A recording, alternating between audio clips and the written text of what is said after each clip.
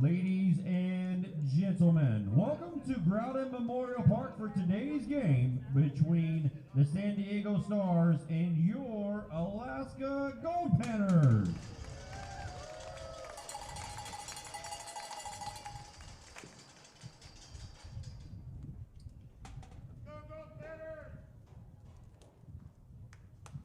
Let's meet your starting lineups for the San Diego Stars.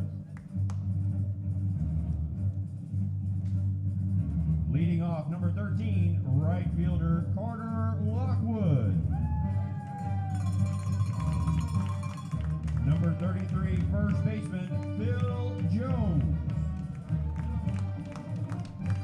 Number 9, left fielder Gavin Gamino. Number 35, catcher Jason Wright. Number 21, center fielder Will James. Number 51, third baseman Nick Reed. Number 22, designated hitter Reed Gannett. Number 44, second baseman Gavin Nielsen. Number 23, shortstop Carson Lewis. And taking the mound for the Stars, number 18, Nate Maloney.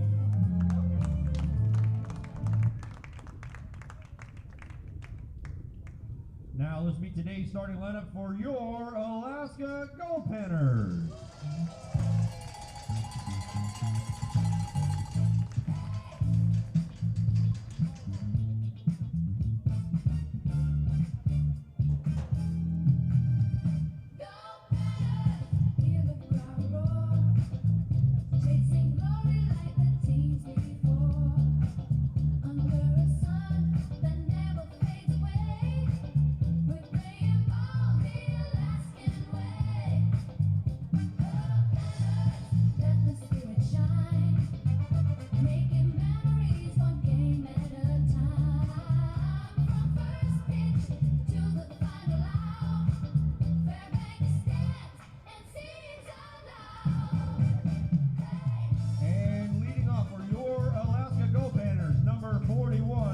Second baseman Lucas Bottom. Batting second, number 9, left fielder Ryan Rock. Batting third, number 18, third baseman Jake Spark. Batting fourth, number 28, first baseman Caleb Geroger.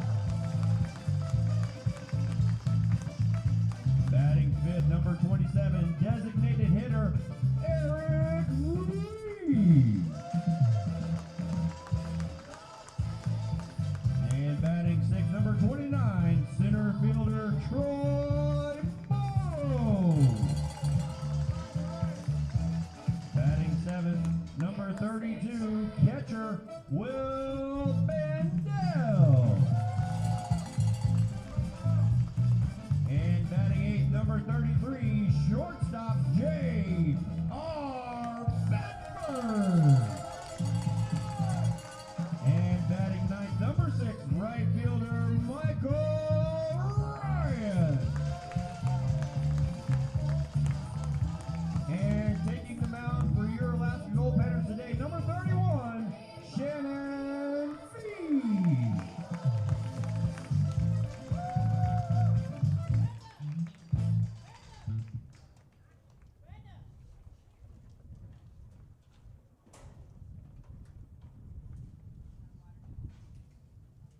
Now we ask that you please rise and remove your hats for today's playing of the national anthem.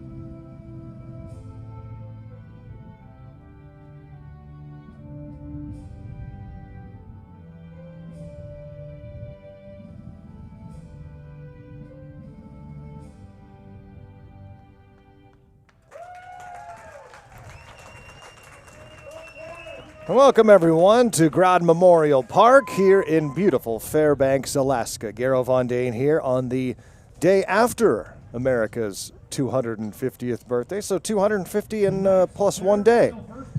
So let's all hope and pray for even better next 250, right? What a celebration it was here last night. A massive crowd, the biggest crowd this side of the Midnight Sun game. Huge crowd. Ah, and then the Batgirl, who works for every visiting team here when they come to town. He's here every game, working for the visiting team. Was going through. I was talking to her before the opening game of this series. She'd been going through withdrawal from not having the Panners in town when we were off in Canada. So great that she's getting a hand here and a chance to throw out the ceremonial first pitch. Goldpanners on the field in the red jerseys and taking on the San Diego Stars in the grays with the blue and red pinstripes. What a series this has been, and what a game it was last night in front of that gigantic crowd. More than 2,000 people here last night. And the Panners came back from a 6-0 deficit in the 8th inning to win that game in extra innings by a final score of 9-8. The Panners trailed 6-0 in the 8th. They trailed 8-6 in the 10th and still came back to win and send this gigantic crowd home happy and festive on a big holiday yesterday, Independence Day. And now we turn the page to the next 250 years, and we start with today. Let's get it started off on the right foot, right? The Panners begin the afternoon 15-8 on the season. The San Diego Stars are 11-8. This is the 66th season of Goldpanners baseball. This is game 4 of 5. The Panners can clinch the series with a win today. After winning last night, they have a 2-1 series edge. And man, what a wild night it was. We had all kinds of stuff happening in the press box. We had a former major leaguer and 2-time Goldpanner Greg Harris joining us on the broadcast. He's back in the house again tonight. It's a great talk with Greg just about his amazing career. I mean, just did remarkable things with the Goldpanners, things that will never, ever be duplicated in his Goldpanner career. And then a 15-year major league career pitched from both sides. Just an amazing individual and a really fun guy to talk to. So appreciate Greg Harris joining us last night. Shannon Fee on the mound for the Goldpanners, the 6'4" right-hander from Hawaii. Shannon Fee getting the start. And he will face off against Nate Maloney for the Stars. Nate Maloney for the San Diego Stars getting the start. 6'1" right-hander from Palomar. And like all but one player on this roster from San Diego. Here's the 1-1 pitch from Fee to Carter Lockwood. Here's at the top of the order today. Carter with a big game yesterday, 2 for 3 with a 3-run controversial home run to left that everybody in the ballpark thought was foul, but the umpires called it fair, and it was 3-0 Stars on that 2-out home run. Coaching staff was still mad about that after the game last night, despite the comeback win. But all's well that ends well, right? Here's the 2-2.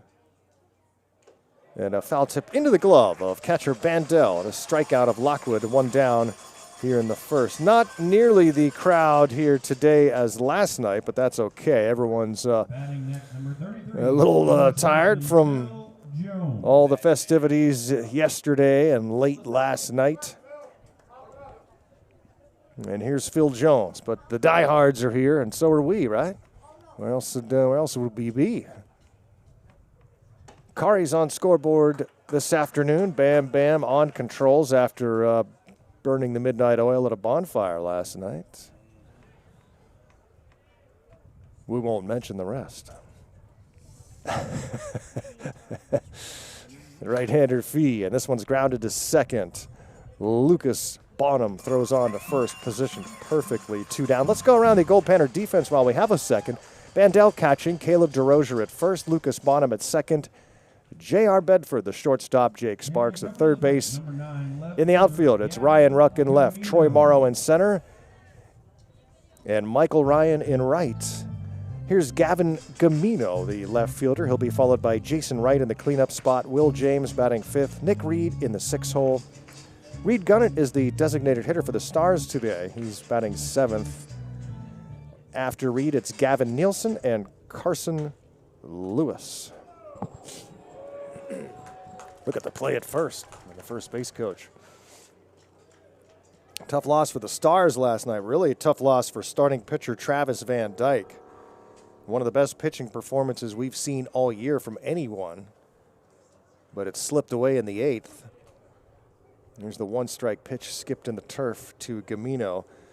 Travis went 7 innings without allowing a run on just 2 base hits, couple of singles, an infield hit, and another single. And then came out in the eighth, and it just, his control started to fail him once that pitch count got over 80. And he started with a single, then back-to-back walks and a hit batsman. Ground ball to short, and a 1-2-3 first for Shannon Fee. Goldpanners coming to bat when we return. It's July 5th baseball on PannerVision.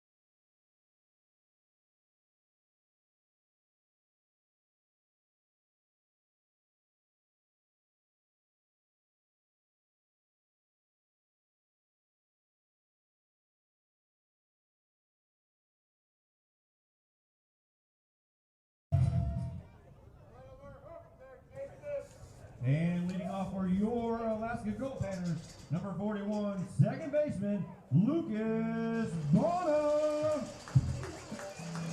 Lucas Bonham will lead off for the Goldpanners. Bottom of the first, Garrow Von Dane welcoming you back to Fairbanks, Alaska. Panners and San Diego Stars continuing this very entertaining series. Panners have taken 2 out of the first 3, and this one's fouled back and over our heads. A much smaller crowd today than last night. This place was just packed a night ago. Big holiday yesterday. Went and took in some parades around town out in Esther and then at Pioneer Park. And then here at the game, a lot of festivities, including a flyover before the game.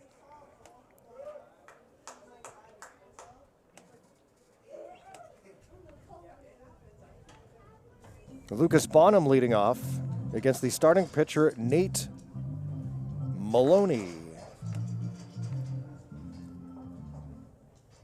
Maloney, the right-hander from Palomar, 6'1", 200 pounds. And Bonham hits this one high down the left field line, and a trouble spot here, and it lands fair right in between Reed and Gamino.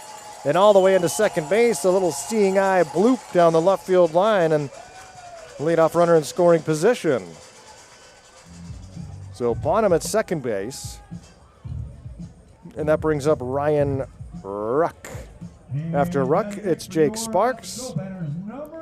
Then Caleb DeRozier. Eric Ruiz will bat 5th. He's the designated hitter. Troy Morrow in center and batting 6th. After that, it's Bandel, Bedford, and Ryan.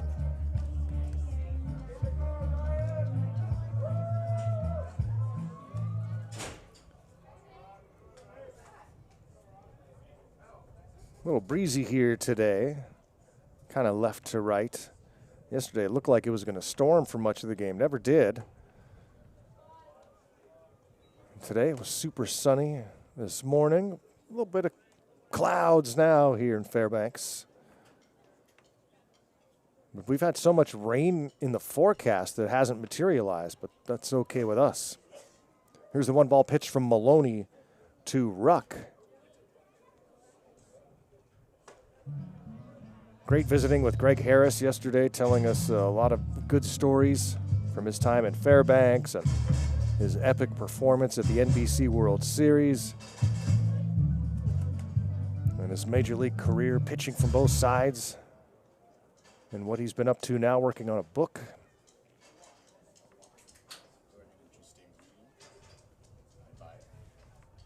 Bam's ready to buy it. Got to wait a little while, though. It's going to take a minute. Ooh, a diving catch by the first baseman, Jones. Nice play. Runner stays put at second.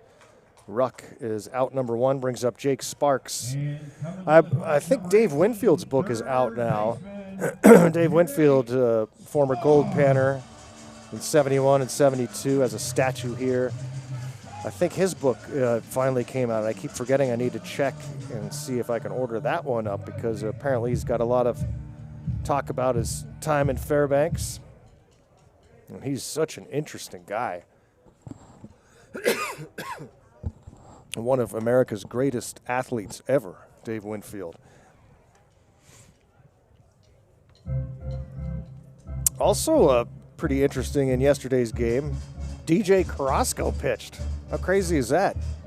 Former major leaguer DJ Carrasco showed up to the game and then said, "I'm ready to go, coach, if you need me," and he threw a couple innings and looked good. That was a trip, to say the least. Man, the people in the chat are like so upset about that. They're like, "Ooh, at least we don't need a major league pitcher in the game." Oh, the Stars fans were upset about Carrasco pitching? I mean, he's been retired for a long time. Yeah, he's 49.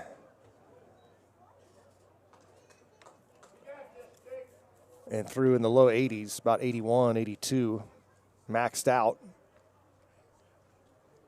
But yeah, knows how to pitch. This guy faced some great hitters in his career.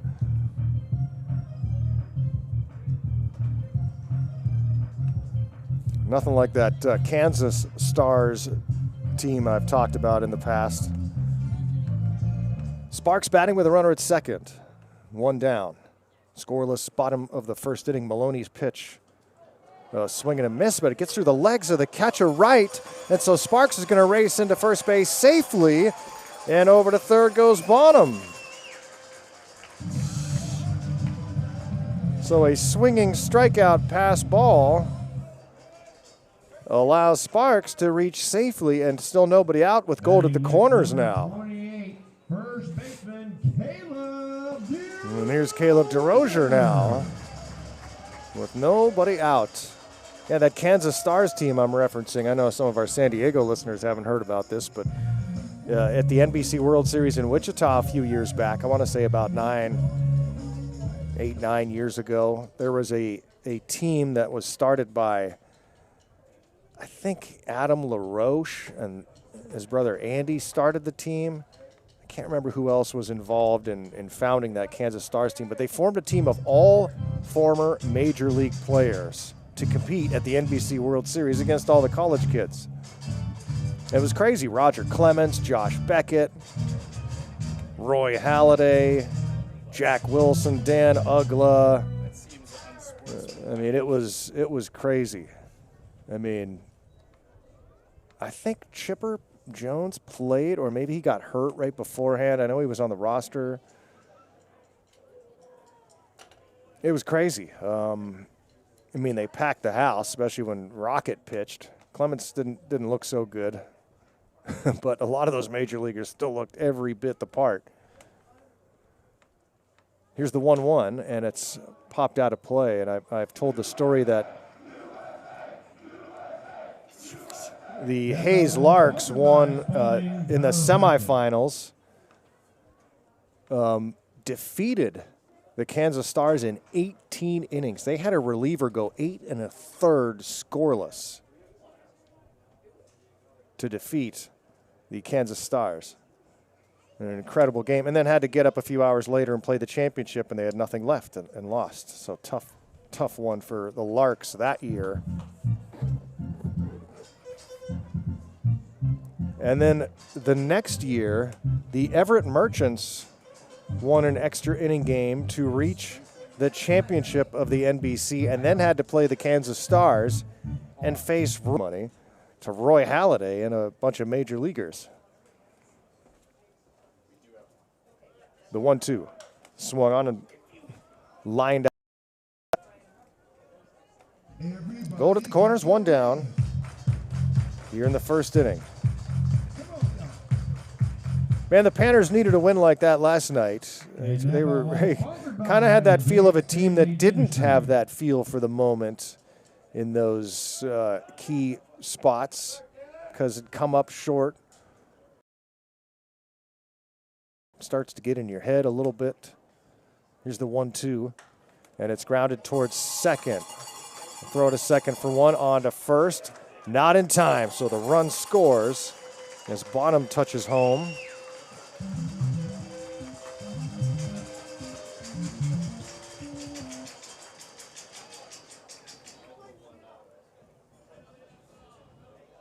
Fielder's choice for DeRozier. 27, designated hitter. And here's Eric Ruiz, the DH.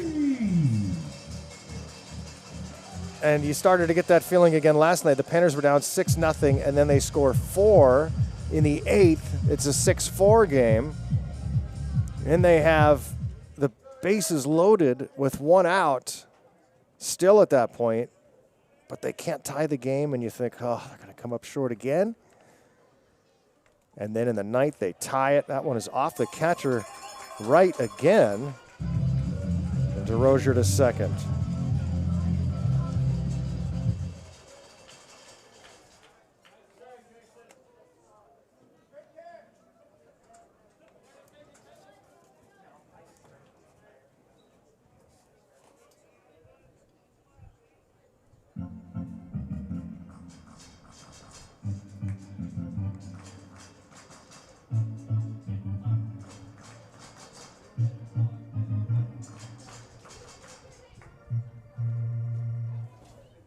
The 1-0.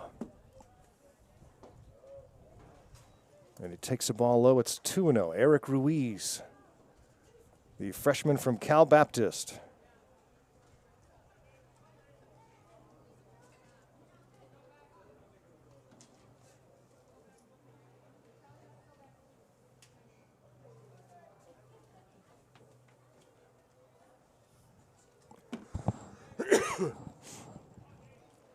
Ruiz.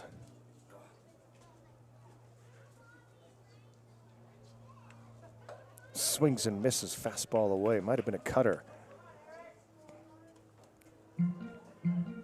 Goldpanners coached by field manager Carlos Gonzalez. Pitching coach is Brett Latchman. Marvin Flores coaching at third, and Brandon Chun Ming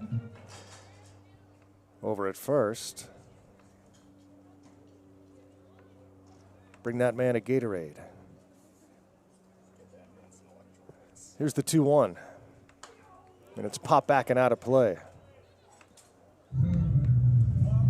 2 balls and 2 strikes to Ruiz.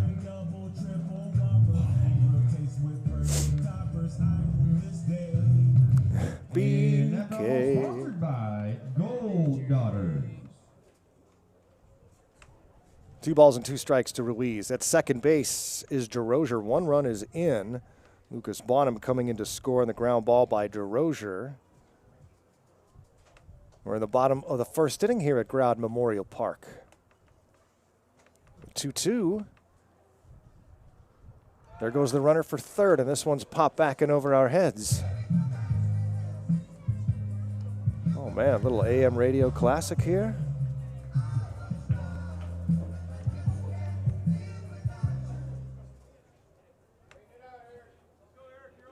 Remember those days? AM radio, Bam. 2 balls and 2 strikes. Now people don't even listen to any kind of radio.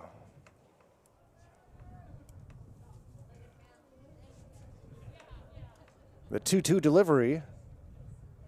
Swing and a miss, and Ruiz strikes out. Ball's dropped, so the throw to first. And that will do it for the Panners here in the first, but they pick up a run on 1 base hit. And after one, it's the Goldpanners 1, Stars nothing.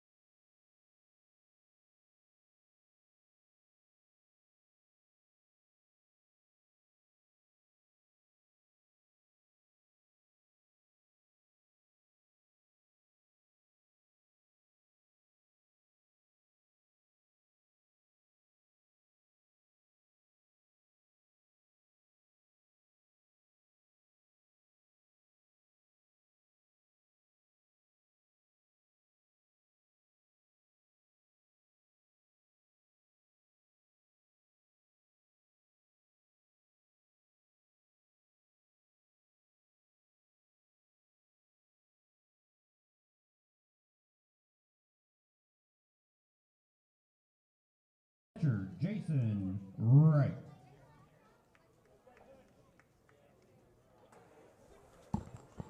Goldpanners baseball here on PannerVision on a Sunday afternoon. Game 4 of this 5-game set with the Stars. And then the Pro-Am All-Stars come to town. Don't miss any of the action. It's the final homestand of the summer before we head to Wichita for the NBC World Series. Can't wait to be in Old Town, but yes, I can wait because I hate leaving Fairbanks. It's going to be great to be there, but going to milk every ounce out of this summer here in Fairbanks. Here's the 1-1, and it's fouled back and out of play. Panners have a 2-1 series edge. 9-8 come from behind win last night in extra innings. Lucas Bonham RBI sac fly to win it in the 10th. Not many walk-off wins for the Goldpanners, but they picked a good night to have one last night. And the Stars, man, they all but had it wrapped up. Tough loss for San Diego a night ago. Swing and a miss, and Shannon Fee. 2 strikeouts for Shannon. He 4 up and 4 down for the Goldpanner right-hander out of Hawaii. Honolulu native, pinch hit last night, picked up a huge walk. 6'4", right-handed hitter and right-handed pitcher. Just a freshman. Over 13 innings prior to this afternoon, just 3 runs on 6 hits, struck out 9, walked 5.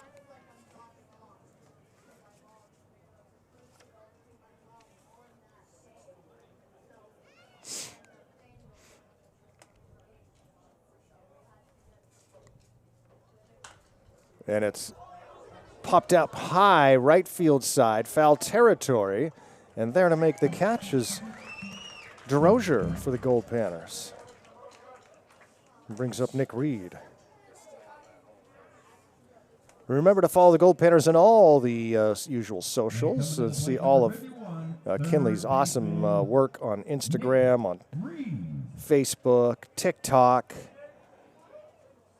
And I don't know if the Goldpanner Twitter has been active lately, but you can follow me on Twitter at VoiceOfGman, and I put up the game links before every game, and then when we're on the road, post a bunch of other stuff. All for your Twitter pleasure. You on Twitter, Bam? You got to get with the program, buddy. I bet you're on TikTok. No? You on Facebook? Well, I have Facebook. That's for like communication. Yeah. Seeing what's happening around town. Instagram? You an Instagrammer? Yeah. You a grammer? I have Instagram. All right. So we've got the pulse on the 18-year-old demographic. Definitely. Snapchat? I mean, I have it, but I don't use it. Tinder? I be one every day on Tinder. There's the 1-1 from Fee. A little check swing roller past the mound, scooped by the second baseman Bonham, who throws on to first. 6 up and 6 down for the right-hander from Hawaii, Shannon Fee. 1-0 Goldpanners after 1.5.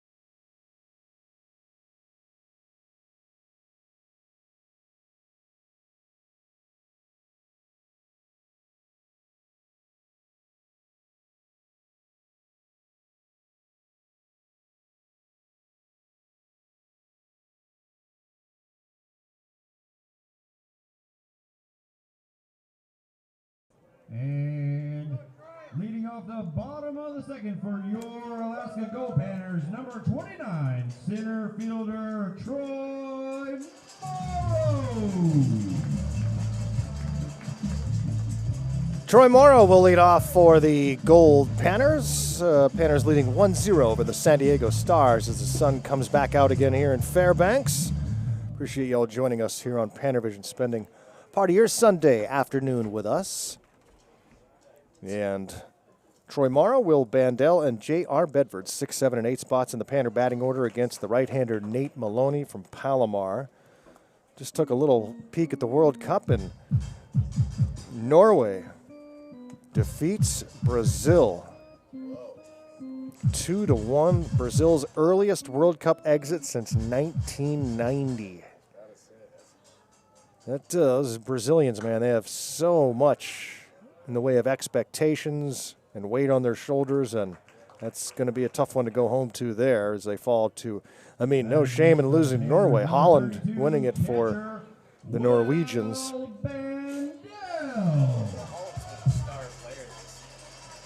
Yeah, he's been incredible.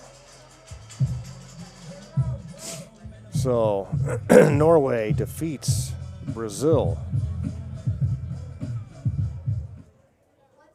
And Ronaldo has also confirmed that this will be his final World Cup. There's your football news from the day.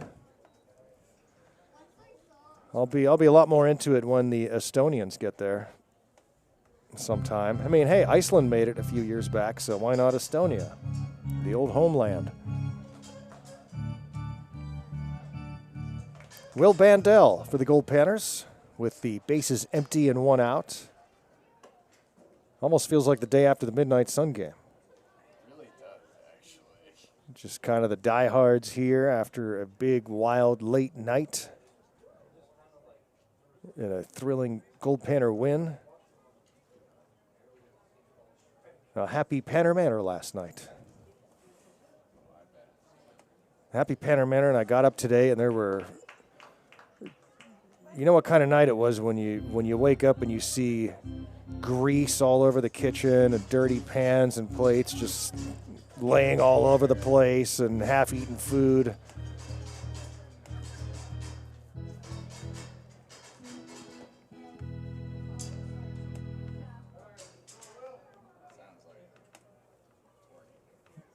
Two balls and a strike, and it's popped up left side, trying to slow his bat down there. An off-speed pitch was Bandel, and it's caught by third baseman Nick Reed in foul territory. And 2 down here in the bottom of the second, and here's J.R. Bedford.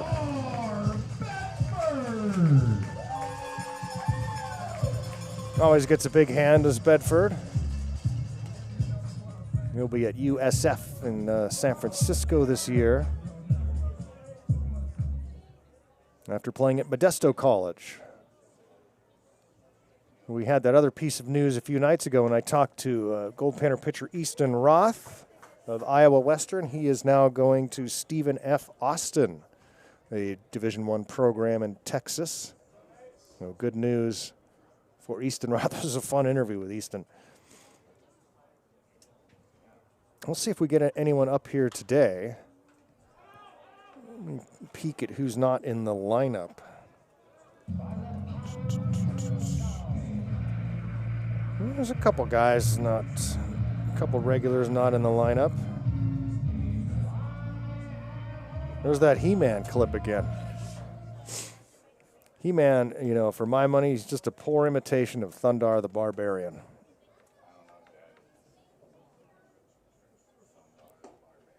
It's the greatest cartoon perhaps ever made.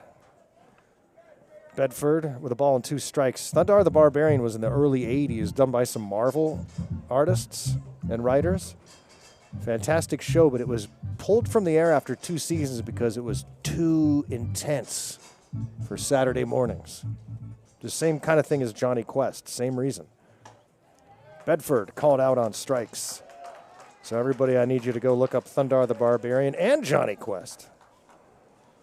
1-2-3 go the Panners here in the second, but they have a 1-0 lead after 2.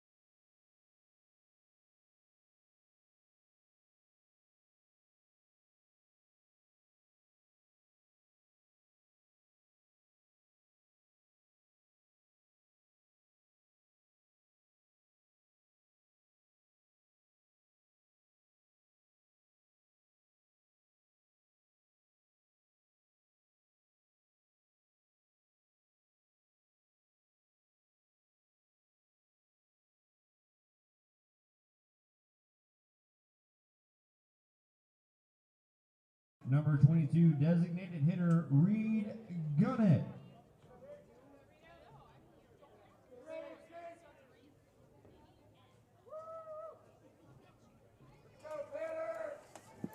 Talking Johnny Quest and Thundar the Barbarian here between breaks. Check in on the YouTube if you know those shows. Especially if you know both. Both of those shows pulled off the air for being too intense for us. You know, how crazy is that? let's get back to the game for a moment before I get on my soapbox. Reed Gunnett, the designated hitter, Gavin Nielsen, and Carson Lewis, 7, 8, 9 spots in the batting order.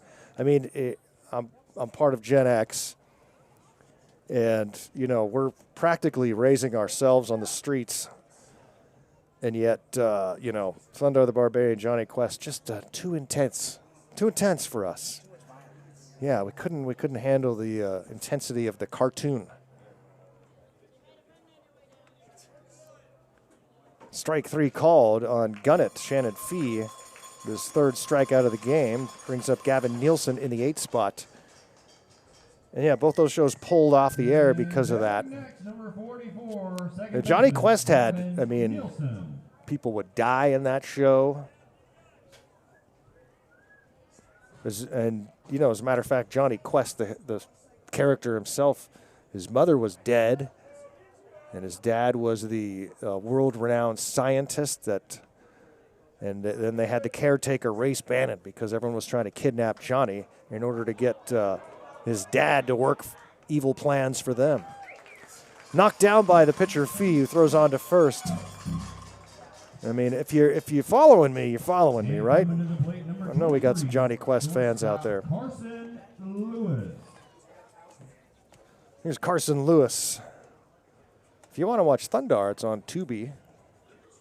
Johnny Quest, though, is nowhere to be found other than unless you want to pay money on YouTube to watch it.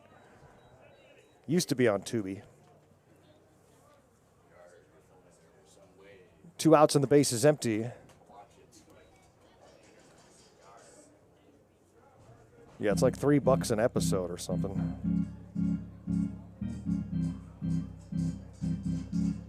And I'm way too cheap for that.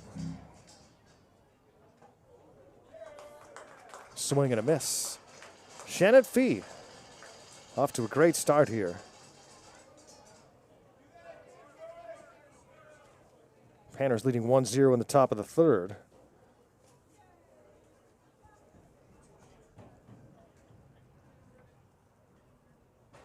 Swing and a miss. Strikeout of Lewis. 9 up, 9 down for Shannon Fee. Head to the bottom of the third, 1-0 Panners.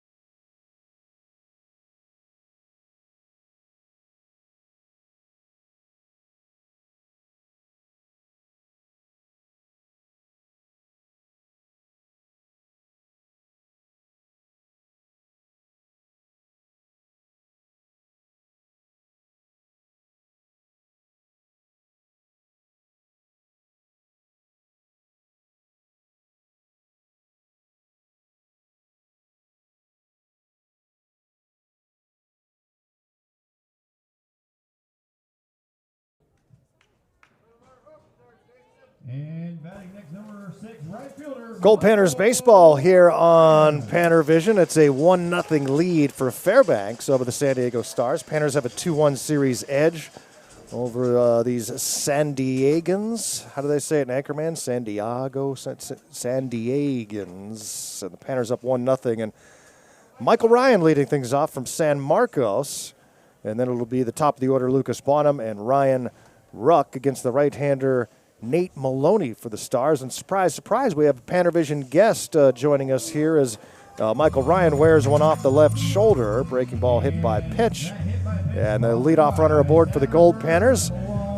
And yeah, so we have a Goldpanner guest, and it's none other than Charlie Chucky Kalbrenner here in the press box. So welcome upstairs, bud. Thank you for having me. This is sweet up here.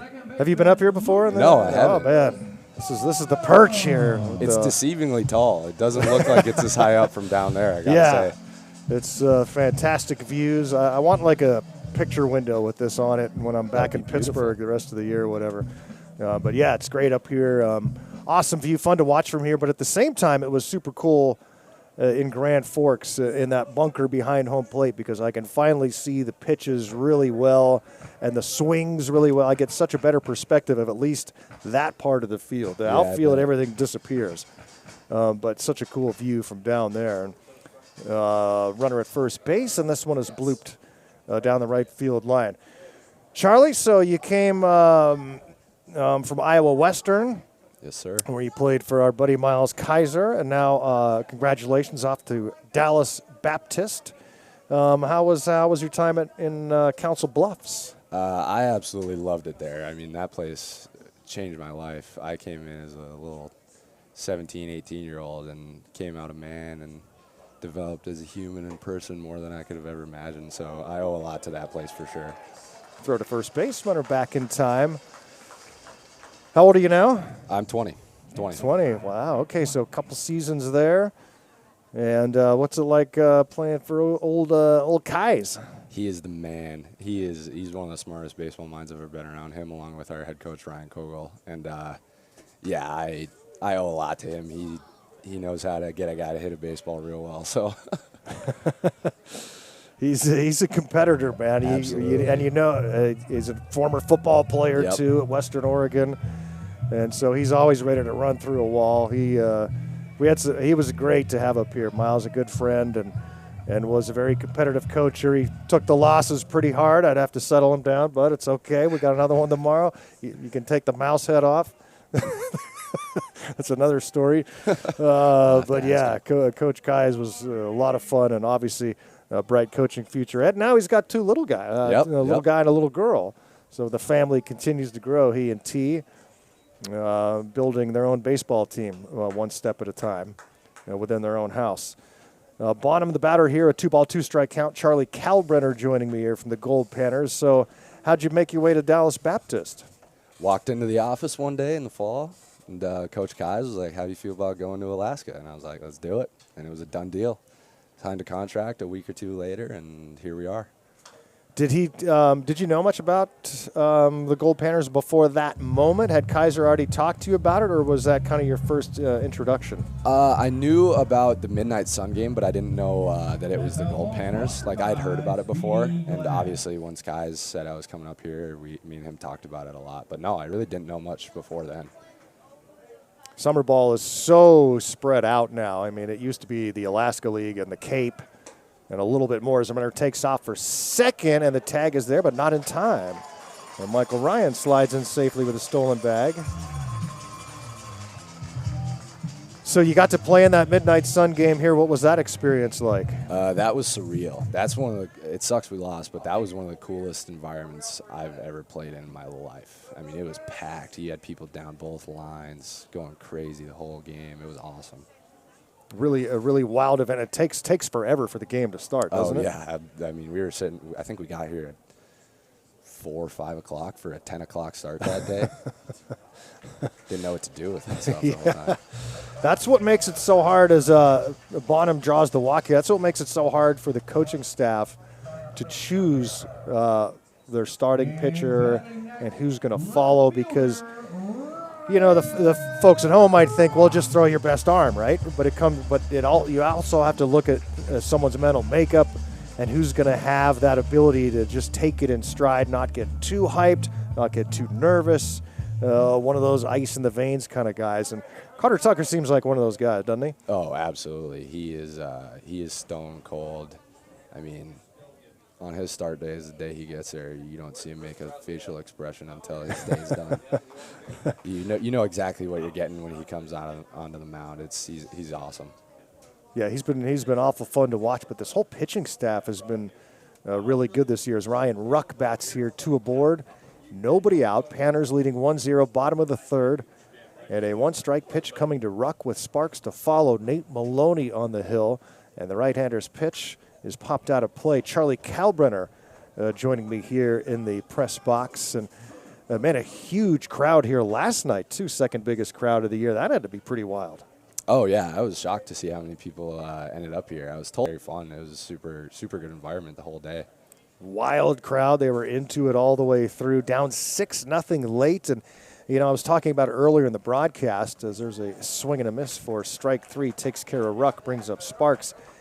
You know, you haven't had many of those sort of signature comeback walk-off wins this year. And it starts to talk about just the importance of finally kind of getting over that hump with a big comeback win. Yeah, no, it was definitely the first 5-6 innings were definitely pretty rough. That pitcher had our stick to the approach. We'll get our breakthrough, and right in the bottom of the 6th, I believe, we put up a 4 spot, and all of a sudden we were back in it, and then we just rolled from there. Sometimes you just got to keep the bat on the shoulders, and that was helpful last night. I mean, I talked about it with, I think it was Easton the other night, you know, and Jake Sparks, the batter here.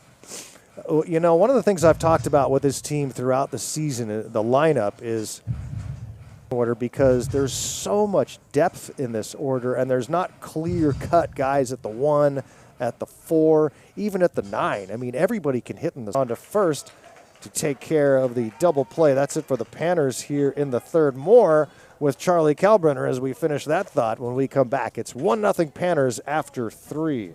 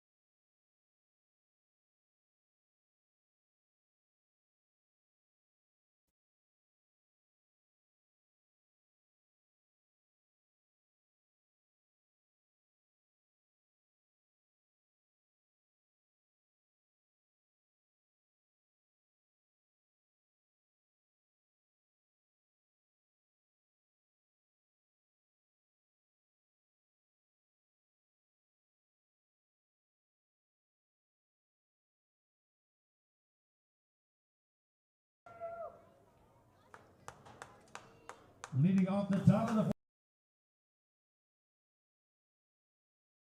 afternoon, the day after Independence Day, America's 250th birthday. And, you know, much smaller crowd here today. Everyone resting off a long, late night, I'm sure, in a big country. And those of you at home just have to roll out of bed a little bit. Don't even have to do that now. Just grab the phone and turn it on. 1 strike. Shannon Fee off to a great start here, facing the top of the order. 9 up, 9 down for the Goldpanner right-hander from Hawaii. Fee's off to a great start, Charlie. He is shoving right now. He's been good for us all year. I love the way he throws. I love watching him throw. He's a good dude too. He's really come out of his shell the past week or so. And big pinch hitting role last night, drawing a key walk. Yeah, that was something. Nobody really knew what was going on. We had Brooks on deck. Look out! Oh, wasn't looking as the ball came back to him. Yeah, we had Brooks on deck right away, and then all of a sudden Carlos says, hey, Fee, you got to go hit. But he's on a tear. Last time he hit a ball to the curling club over there and left. So yeah, I guess he told Coach Marv last night, he said, Coach, I'm going to go yard. He goes, no, you're not. You're absolutely not going to go yard. Here's the 2-1, and it's up and away. So as I was saying before the break, Charlie, the lineup, batting order, it's just sort of non-traditional, but it's a good problem. It's so deep. Oh, it's a great problem to have. Like, we got 15 guys who you can basically plug and play at almost any position in the field at any point in the lineup, and you know what you're going to get out of them. Little pop fly foul, just out of play. 3 balls and 2 strikes. Yeah, it's been a really impressive lineup, and defense is pretty good so far. And at this point of the season, you know, the second half after we come back from Grand Forks is always the build toward Wichita, and want to be clicking on all cylinders when we get to the NBC. There's some new players on the roster as well. It's just a brief look so far, but tell us about what you've seen from those guys. Yeah, we got Lucas Bonham and James, who was catching the first game of the series, I believe. Luke, they're great dudes. They fit in right away. And, yeah, I mean, both from Cali, like the rest of these guys. And Lucas came up big yesterday. That was a huge sack fly to walk off the 4th of July game. And I mean, coming to the plate, number they're awesome. First baseman, Phil Lockwood strikes out, so Fee continues to roll here. That's 5 strikeouts, brings up Phil Jones, who grounded out the second, his first time up. And Grand Forks, man, did you have a good time down there? That was a great time in Grand Forks. Good crowd. People are rowdy out there and right. People are rowdy, and this was like a down year, as you probably heard. A lot of crackdowns this year with security. We had there was all the issues last year, and Jarvis getting arrested practically on the field, and then they wouldn't let people use the boot. The weather wasn't as spectacular as normal, so this was kind of a down year, but still, it's always such a blast down there in Grand Forks. The Blue Monster crowd is great, and the games are a lot of fun, but all the stuff we can do off the field with our free time is just amazing down there. Oh, yeah. We went on a hike up on the mountain. We had a guy get lost. He started to go down the other side of the mountain coming back. And oh, yeah, you guys went on that evening hike, didn't you? Yeah. It ended up being like 10 o'clock. The sun started to go down, and we were like, where is Noah Thompson right now? So we all had to wait for him. We had to get his location and help him find his way back. Here's the 1-2, and it's lined into left center. That's going to be extra bases. First hit of the game comes off the bat of Phil Jones, of course. He's had a good series, and Jones doubles to left center. With one out here in the 4th inning, brings up Gavin Gamino.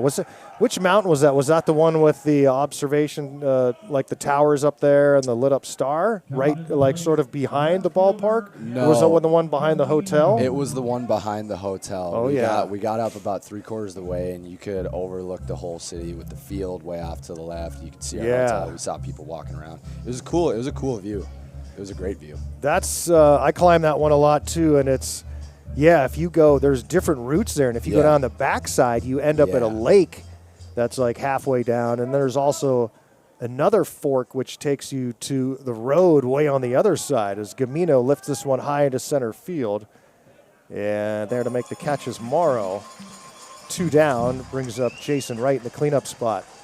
Well, I'm glad you guys were able to locate him because kind of like hiking in Alaska, I mean, there's a ton of ways to get lost hiking because it just has like a sign that says like raspberry or something for the name of a trail, and it doesn't help any of us, right? So I'm always careful out there, and Alaska is really, really sketch because if you take the wrong way, it could take you toward a 150-mile trail going the other way that's not too good. With no signal or any of that. But yeah, those hikes in Grand Forks, man, are a ton of fun. You get those awesome views. And are you one of the fishermen on the team too? Yeah, I was a lot growing up. Went away from it in high school, but I've gotten back into it here.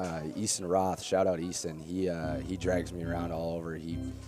He's super smart about it. He's a nerd about that kind of stuff. Him and Brooks love it. So they drag me along, show me what to do, help me out a little bit, and I've definitely figured some stuff out since being here. Ground ball to first, swallowed up there by DeRozier. 3 unassisted. Can you stick around another half inning? Yeah, let's do it. All right, more with Charlie Kalbrenner when we come back after 3.5. It's 1-0 Goldpanners.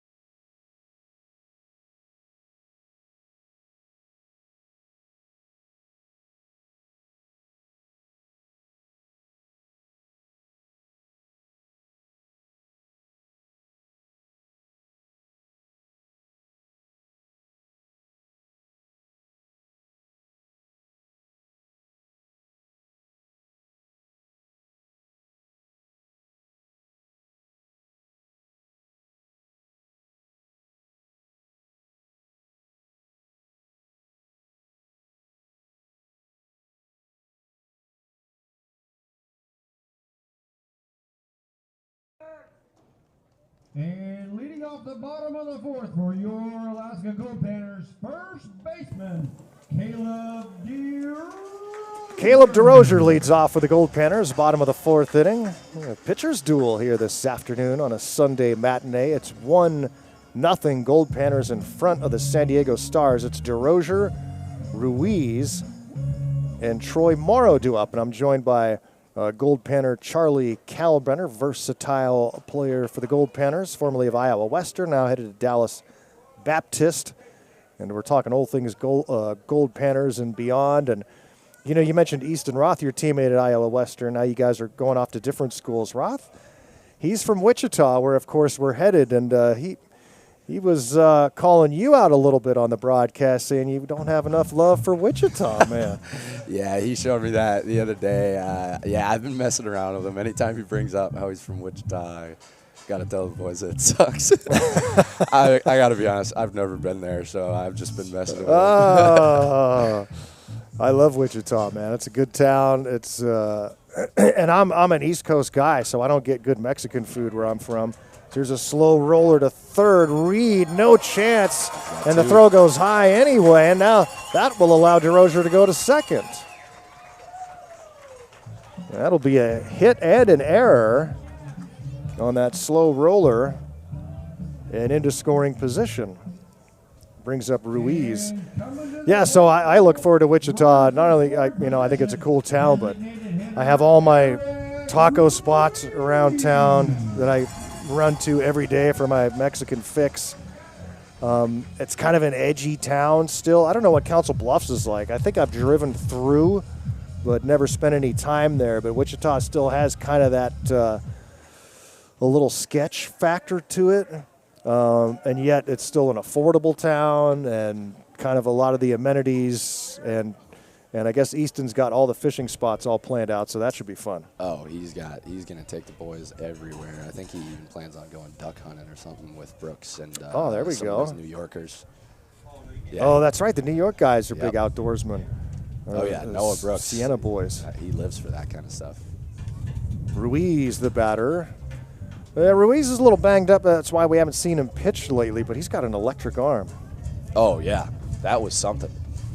He came in week 2, he told me he hadn't pitched in 2 years, and he's up there throwing 94, 95, blowing it by everyone. I was like, what? It'd be great to get another chance at that. You ever pitch? Yeah, I actually got recruited as a pitcher first to go to Iowa Western. Oh, right on. Had a good freshman year at the plate. I showed up for my second year in the fall, and our head coach was like, "Hey, let's just stick to one." And I know you don't want to pitch, so. Swinging a miss from Ruiz. Now, Charlie, do you have to leave early this summer? Yeah, I head out on the 9th. I'm headed back home, and then I head to school sometime not too long after that. So. Well, it's a shame we won't have you for the NBC. No, I got to miss Wichita. It kind of sucks. That's a cool tournament. I've seen a lot about it. It's great baseball too. You get teams from all over to that one. So. Yeah, I've talked with some of the other players about it here on the broadcast, but it had kind of all those great years where it was just a massive event. Greg Harris was talking about it yesterday. He's like, back then it was bigger than the College World Series because really you had all those kids from all the schools, but it was the All-Stars from USC and Arizona State and all those schools. So it was just such a tremendous, massive tournament and a huge challenge in those days. And then tournament kind of fell in the 2000s and then lost Lawrence Dumont Stadium and then just kind of tried to figure out how it was going to move forward. It was really on some shaky ground for a while. Now the last few years really improving, picking back up again, and people making a big effort to improve that tournament. And it was a lot of fun last year. Pleasantly surprised in our return to Wichita. So looking forward to being down there at X Stadium. So how much longer are you here for? Today I got 4 more days. I finish out this series, start the next one, and then I fly out late on the 9th. Man, oh man. You gonna have some FOMO? I think I will. I think I'm gonna get bored for a couple weeks. I might just drive down to Wichita myself. So Fargo, North Dakota. What's it like living there? Cold. Yeah. It's not cold like here in Fairbanks, but I mean. Pretty close though, right? Yeah, I was lucky. I killed time playing hockey in the winters and there you baseball in the go. summer, so I was always busy with something. Ladies and gentlemen, we got a full You played hockey growing up? Yep, I played it through my senior year. Yeah. Did you look at playing at college at all? Growing up, when I was real young in youth and stuff, I was dead set on playing hockey. And then, you get to high school, things change. It got a little better at baseball, and I was like, well, maybe baseball is the route. And I think I made the right choice. But there's definitely a part of my heart that still resides in hockey. Alaska's a huge hockey state, as I'm sure you know. My son and I go to the Anchorage Wolverines games, the junior team in Anchorage, and they get 5,000-6,000 people a game. Really? It's just crazy. Yeah, playing a 7,000 seat arena that sells out for some of their games. That's fun though. Hockey environment is so good. I love going to hockey games. There's always action going on. It happens fairly quick. People are going crazy all the time. 3-2 pitch, and it's ball 4 to Ruiz. 2 on for the Goldpanners here with nobody out. In the bottom of the 4th, Panners leading 1-0. I broadcast hockey for a D1 back in Pittsburgh, Robert Morris University. Oh, yeah. And people always ask me, what's your favorite to broadcast? And it's so hard because I love the casual, pace of baseball, but the building drama sort of thing. Baseball is such a great sport. But hockey's one of those where you just take a deep breath, exhale, put the headset on, and then you're just a million miles an hour for 2 hours straight. But it's also, people think it's hard, but it's also easy that way because you're just everything's happening. You're just saying, yeah, exactly that. Whereas baseball, you're kind of filling time more. But I don't know what my favorite is. I love doing both. But hockey's such a great sport. In my hometown, Pittsburgh, just a huge hockey town with the Penguins, and we've been blessed there with all the star players. What was your favorite team growing up? Obviously, nobody in North Dakota, no NHL team. So most people from North Dakota root for Minnesota because it's right there. I didn't do that. I was a Red Wings guy growing up as a youngin'. Oh, okay. And then once we saw Patrick Kane and Jonathan Toews make their run in like the 12 to 15 area, Yep, became a big Blackhawks fan too. So those are my two teams. Red Wings. My dad loved Pavel Datsyuk. I would always watch him growing up. Oh yeah. So I was obsessed with him as a kid for sure. It's funny, the Wings, the Penguins finally got over the hump with Sidney Crosby when they beat the Red Wings, Yep. but it was like there wasn't really a hatred for the Wings because everyone had so much respect for what they had done over the years. Penguins, their hatred is saved for the Flyers, every last ounce of hatred. One out as Morrow pops out to left. Here's Will Bandel. Charlie Kalbrenner joining me here on the broadcast talking hockey. And Charlie telling me off the air earlier, too, that you picked up guitar lately. I have. I started going into my senior year, kind of self-taught, didn't play it for a while. And as I got to college, I picked it back up. And I've actually gotten pretty decent at it over the last 2 years or so. I'm always telling people it's never too late. Everyone's telling me how they wish they knew how to play guitar. I'm like, man, it's never too late. And the runner takes off for third and gets there safely. The ball goes into left. So DeRozier's going to come in and will score. 2-0 Goldpanners. Ruiz goes to second on the play. And the Panners manufacture a run and take a 2-0 lead. This team likes to be aggressive on the base paths, too. Oh yeah, it was a big thing right when we got here with Marv and Carlos. They said we're gonna be fearless on the base paths. If you guys think you got it, go. We're not going to get mad at you for throwing out, and it helps a lot. It comes up with some big runs and big moments sometimes. So, Will Bandel with a 1-1 count. So you're playing guitar. When I started guitar, the reason I did it was like I have got to learn. Before I'd ever touched a guitar, I was like, I desperately want to learn how to play this. Poked through the right side, a base hit by Bandel. Ruiz comes in to score, and just patiently going with the pitch, taking it the other way. Will Bandel drives in another Goldpanner run. Not trying to do too much with it. Just seeing that hole on the right side. And that brings up Bedford. But when I started playing guitar, I was like, I want to learn how to play guitar so I can play this song through an amplifier and hear what it's like and feel that power. Yep. Do you have that sort of same thing? I do have that same thing. Obviously, everybody wants to play all the cool solos and stuff, but my older sister and my dad are both really big Alice in Chains fans. And the song that did it for me was Nutshell and Bleed the Freak. Oh, I yes. really wanted to learn how to play those two. And finally, one day, after like 3 years of saying I was going to buy one, I just went and got a cheap acoustic and a cheap electric. I didn't even have an amp right away. I got an amp like 2 months later. And I just looked up some tutorials online and tried to figure it out from there, and it's gone well so far. So Jerry Cantrell, the guitar player Yep. for AIC, loves those G&L guitars, and Mm-hmm. I have a couple of those in my possession.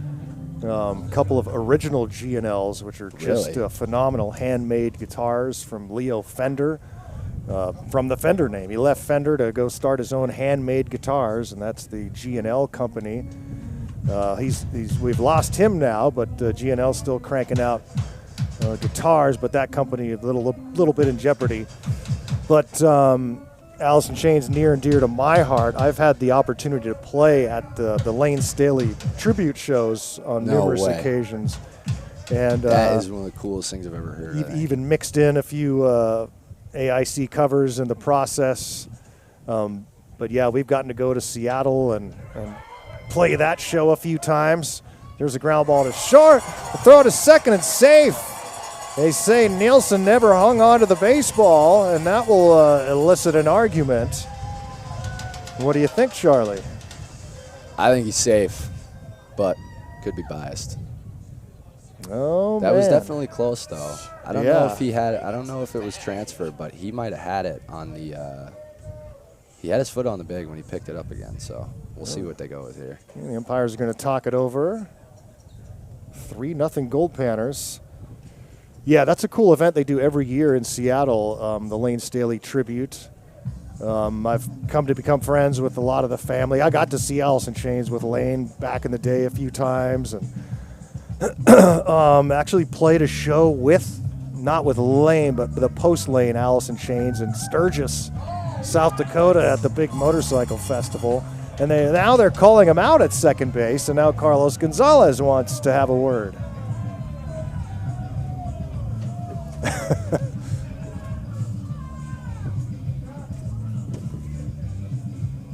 And Carlos can't believe it. That's a shame. He was in a good mood today, too. 3-0 Panners, and now Coach Gonzalez wants to speak to every one of the umpires and find out how they changed their mind on that call, which now they're saying Bandella's out at second base. But he's going to have a tough time getting it switched back again, I would think.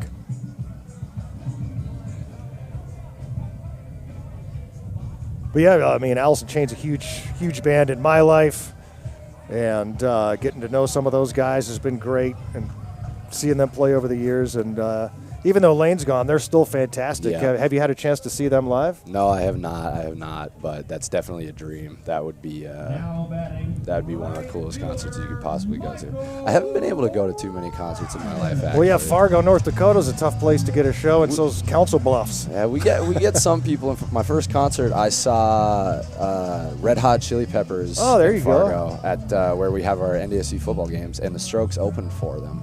That was pretty cool. Me and my buddies went to that one. That was a solid first concert to go to. That's a really good show. I didn't know those two played shows together.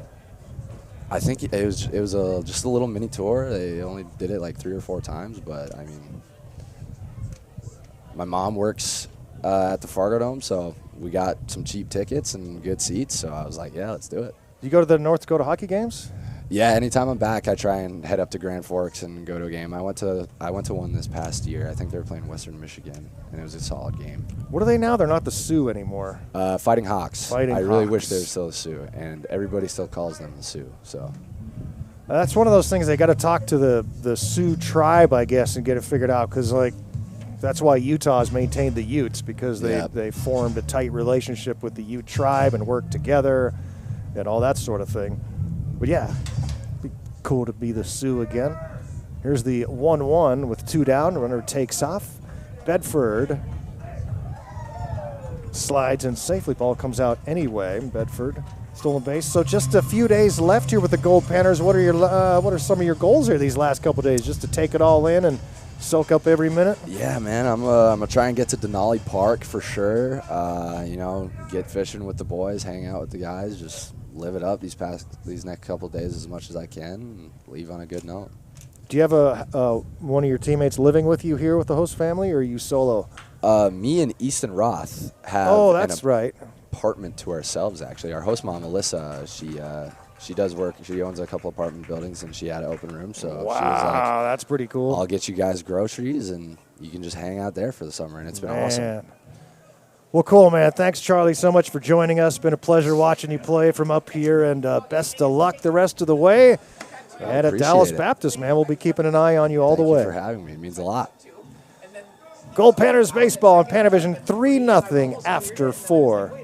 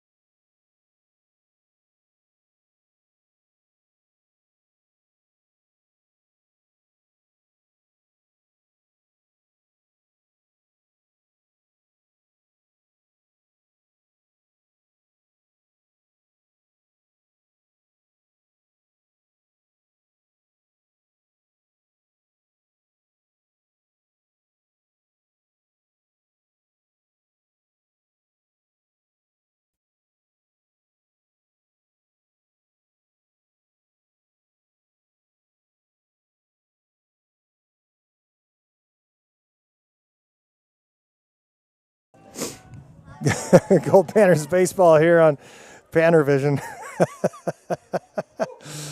Everybody relax. PA guy needed to make a pit stop real quick. He's yelling up here. It's hard. It's hard when you have to go here in this press box. You got a long way to run. Oh, and a diving catch. And left by Ryan Ruck. Here in the opening up the 5th inning, robbing Will James of a base hit. And that brings up Nick Reed. Top of the 5th inning, Goldpanners leading 3-0. Fun visit with Charlie Kalbrenner. The Alaska Goldpanners has to leave in a few days. Got 4 more days with the team. And then off to Dallas Baptist to begin his, or continue his collegiate career there. Here's a liner over the leaping second baseman Bonham into right center field to base. That's the second hit of the game for the Stars. It comes here in the 5th inning off the bat of Nick Reed. The other hit belongs to Phil Jones, who doubled in the 4th. Shannon Fee has faced one more than a minimum so far. He now faces Reed Gunnett, the designated hitter. An all-encompassing discussion with Charlie Kalbrenner. A well-rounded young man. And so a shame we won't have him for the rest of the season and for the NBC World Series in Wichita. But duty calls, right? These kids have a lot on their plate nowadays.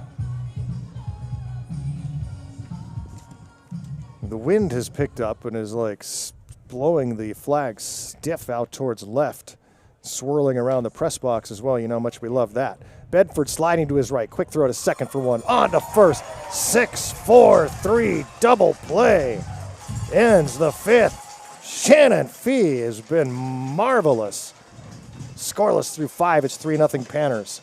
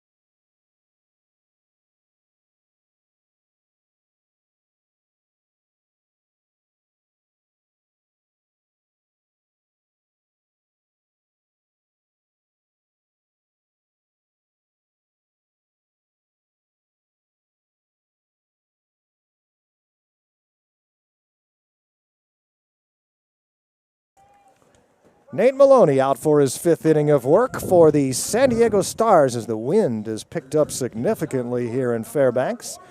Goldpanners enjoying a 3-0 lead now. Picked up a couple runs in the 4th inning, helped by 2 errors and some timely hitting, including an RBI single from Will Bandel. Yeah, the wind is swirling here right now. Yeah, Nate Maloney working to the top of the order. It's Lucas Bonham. Then Ryan Ruck and Jake Sparks. Great fun visiting with Charlie Kalbrenner, who surprised us with a visit here to the press box.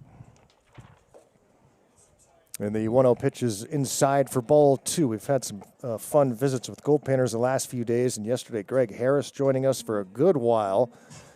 Talk about his Goldpanner career in Major League. 15 seasons in the bigs. The book he's working on. This one is grounded to the left side. Third baseman Reed pumps, throws, and gets the out at first, 5-3.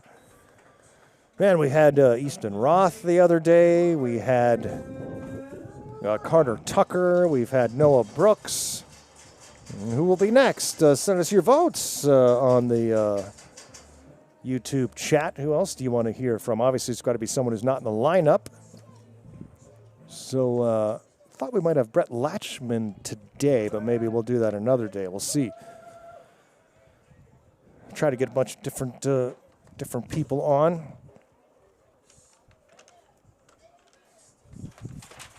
And Kalbrenner giving me the excuse to talk music for a bit. That was cool. High pop fly to left off the bat of Ruck. He is 0 for 3 today. Brings up Jake Sparks, who is 0 for 2 so far. Did reach base in the first inning on a swinging third strike pass ball.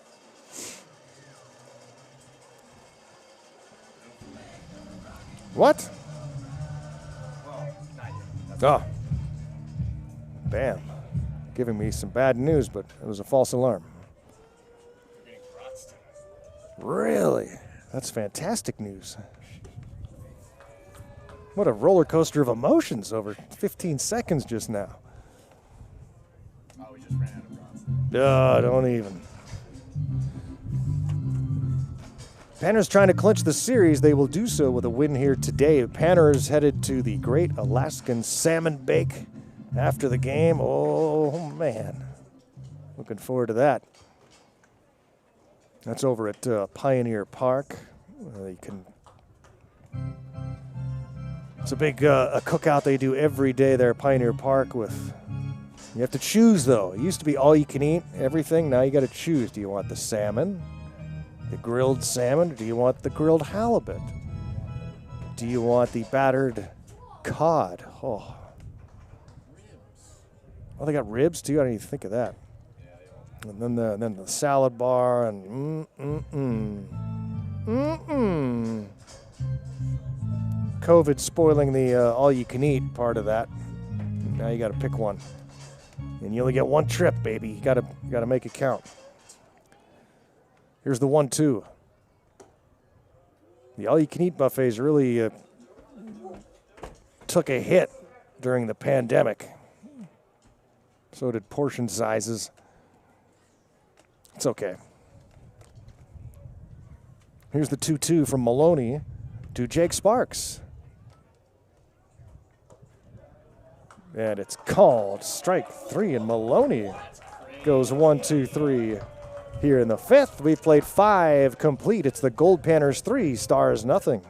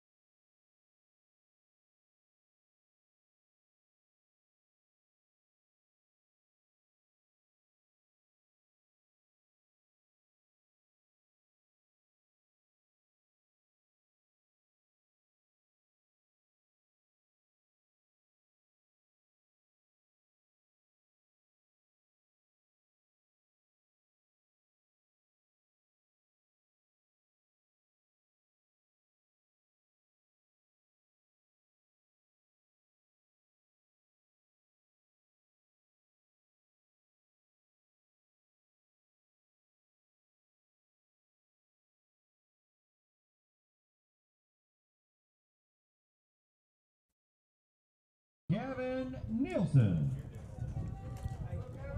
3-0 Goldpanners in front as we go to the 6th inning here from windy Growden Memorial Park. A little cloudy right now. Garrow Von Dane with you live. Been a fun game so far. Shannon Fee has been on fire. Facing Gavin Nielsen, Carson Lewis, and then the top of the order, Carter Lockwood. And this one is bunted in front of home plate. And catcher Bandel makes the play 2-3. One down, brings up Carson Lewis. Shannon Fee has faced one more than the minimum through 5 1/3. 2 base hits, no walks. Shannon has struck out 5. Taking a look at the YouTube chat, some people talking about the Goldpanner stats. Those are on Presto Sports. I actually tweeted out the link to the stats page at Voice of G-Man if you want to go find that, if that's easier for you. At Voice of G-Man on Twitter. Presto Sports is where you can find the Goldpanner stats. A lot of people stayed up late for that big win last night and were rewarded with a walk-off victory. Chopper towards second. Bonham to DeRozier for out number 2. Brings up Carter Lockwood at the top of the order. Returning to the top of the order for the Stars, Carter Lockwood. Someone was asking about home runs this year. The Panners have 31 as a team this year.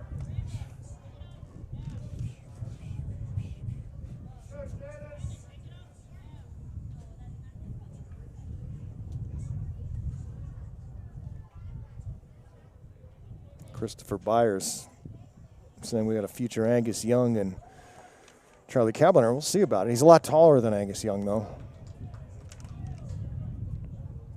Angus Young about 5'2". Yeah, he's tiny. 1 strike pitch. Bounced towards the Stars dugout. I always thought the Gibson SG guitar that Angus Young plays was huge growing up. I thought it was just a giant, unwieldy guitar until I played one. I was like, wait a second. And then I realized how small Angus Young was. Guitar just looks huge on him. Here's the 0-2. Swing and a foul tip into the glove. And Fee goes 1, 2, 3 with another strikeout. 6 scoreless for Shannon Fee. It's 3-0 Panners.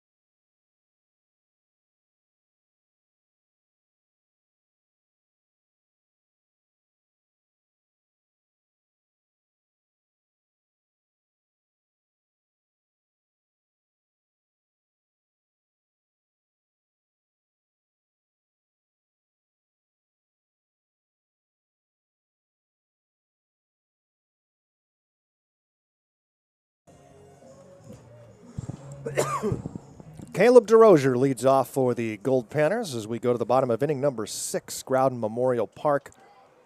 You know, on kind of a lazy Sunday, the day after the big holiday yesterday, America's 250th birthday.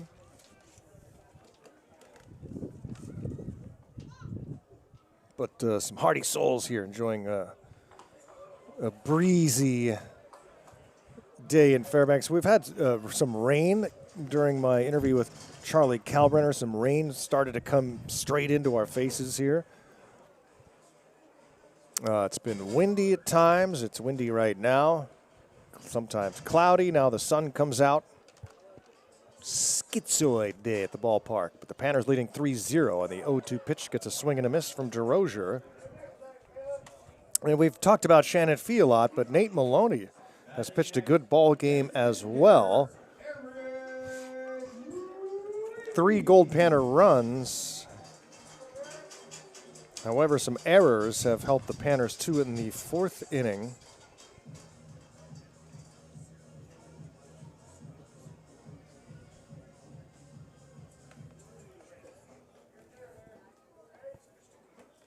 Panners with 3 runs, 2 earned.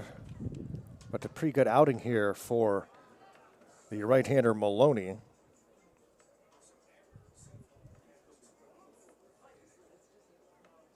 He has only allowed 3 Goldpanner hits today.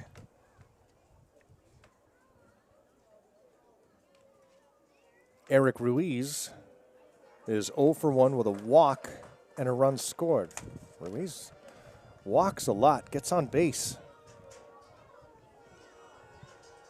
Drew a key walk last night.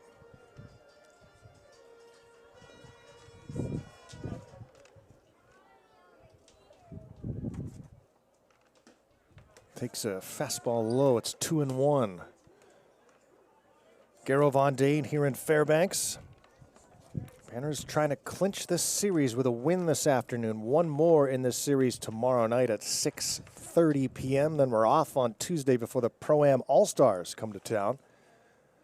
There's the 2-1. And it's swung on, hit to center field. And just 5 or 6 steps in comes Will James to make the catch. Ruiz is out number 2, brings up Troy Morrow.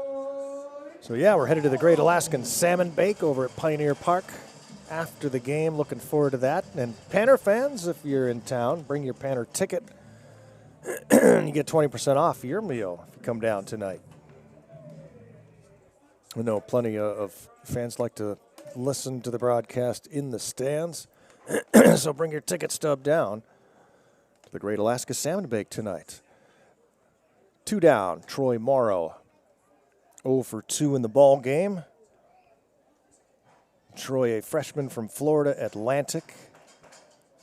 From Manteca, California. 6'4" left-handed hitter.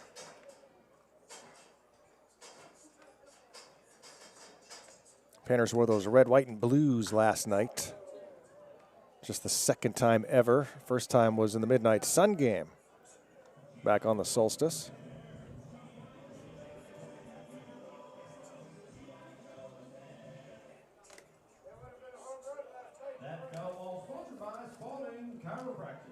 I have to look ahead to our promotional calendar and schedule. No promotions today here at the ballpark, or no sponsor, I should say, on this Sunday, July 5th. Oh, it's a Lions Club day on Monday. That should be a big night. Lions Club always here doing the 50-50, and our friends Ski and family. Shout out to those guys. Here's the 2-1. And it's outside for ball 3 on Morrow with 2 outs and the base is empty.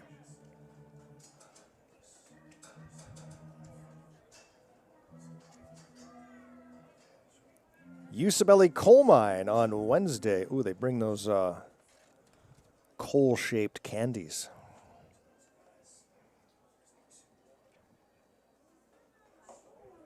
And it's ball 4. Morrow draws the 2-out walk.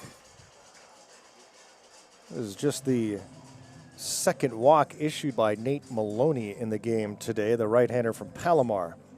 Brings up Will Bandel, who's 1 for 2 with an RBI single. Thursday at Summers and Sotheby's night at the ballpark. Friday, PWR Collective. Saturday, Golden Valley Electric night. Oh my gosh, we got a doubleheader on Sunday. Who knew?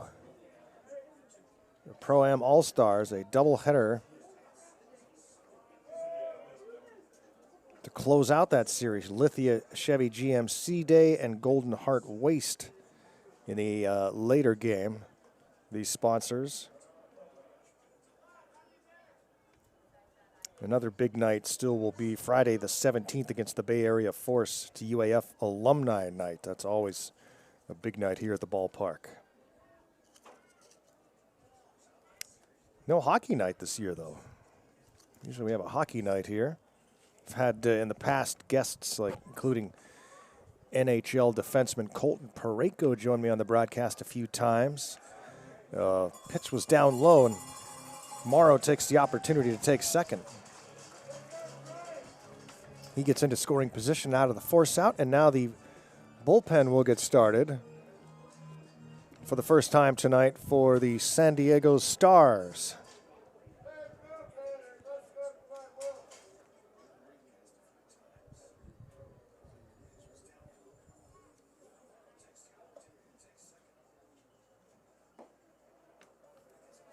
Low for a ball.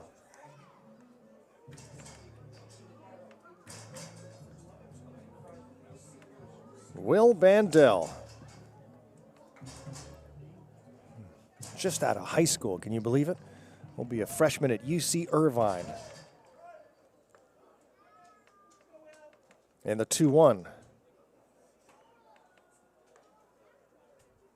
Oh, that one gets away from Maloney, and fortunately not much on it, so Bandel had time to duck out of the way. And it's 3-1 now, and a right-hander throwing in the pen for the Stars. 2 down here in the inning. With a walk, a wild pitch, and now a 3-1 count on Bandel.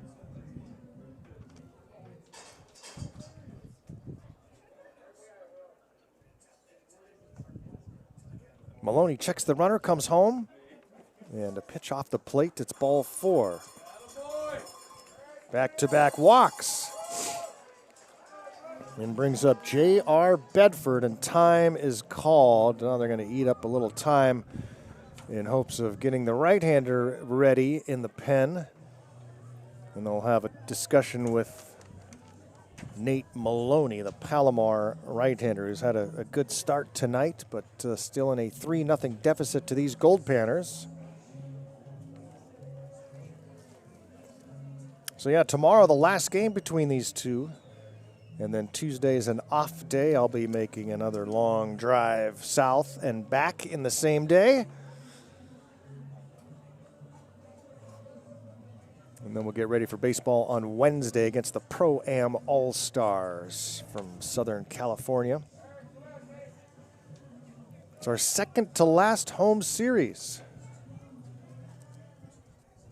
The last home series will be with the Bay Area Force. And yeah, it's a shorter home season this year that ends way earlier than usual because of just the way the calendar works and the NBC World Series getting started. And I think next year will be the opposite, where we'll have like another almost week here in Fairbanks. Here's Bedford, 0 for 2.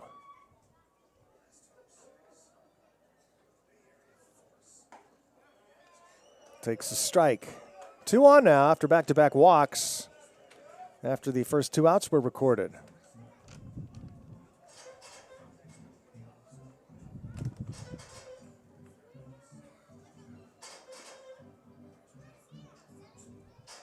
Long look at the signs from Nate Maloney.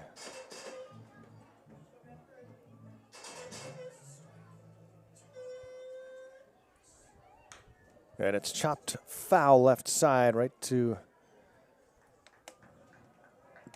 Marvin Flores, the assistant coach over at third from El Camino College.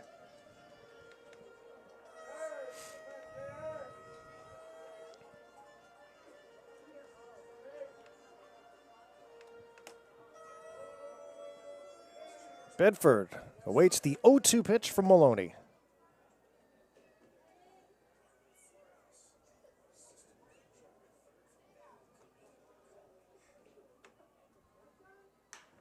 And he hits this one to left, and this one's carrying, and it'll one-hop the wall. In to score is Morrow. Being waved around is Bandel, and he will score. J.R. Bedford with a 2-out, 2-run double, and it's 5-0 Goldpanners.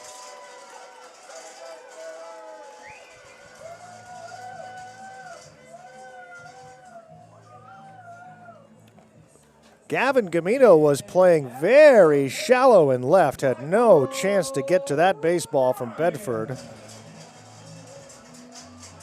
And that is a huge pair of runs driven in by Bedford. Here in the sixth, time is called. And the catcher right is going to go out and talk to his right-hander Maloney as the Stars continue to get their right-hander loose in the pen. I like what I'm hearing. Let's make a little more noise for JR and Goldpanners. Little tip of the cap from Bedford. It's a much smaller crowd today, but a lively one that's really enjoying some Sunday afternoon baseball. And especially this 5-0 lead now for the Goldpanners. Here's Michael Ryan in the 9th spot.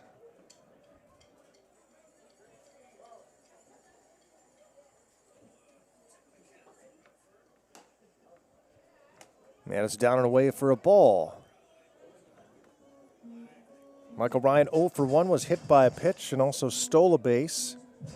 The Gridley, California native, San Marcos Jr.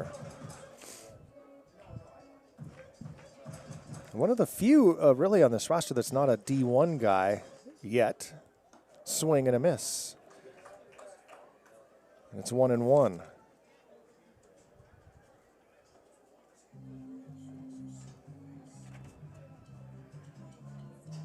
I haven't seen this many Division I players on a Goldpanner roster in a few years.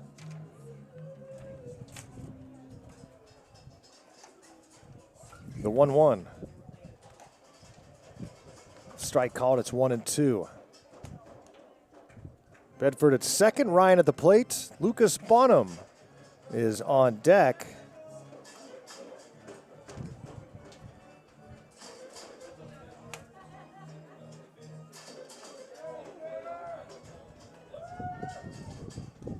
And it's way up high and off the glove of the catcher right, and Bedford goes to third. And he will stop there on the wild pitch. And boy, Maloney got the first 2 outs of the inning in quick order, but he's had a lot of trouble getting that third out.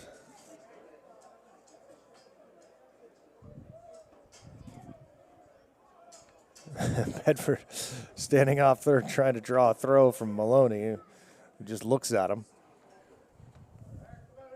And now the 2-2 to Ryan. Up high, ball 3.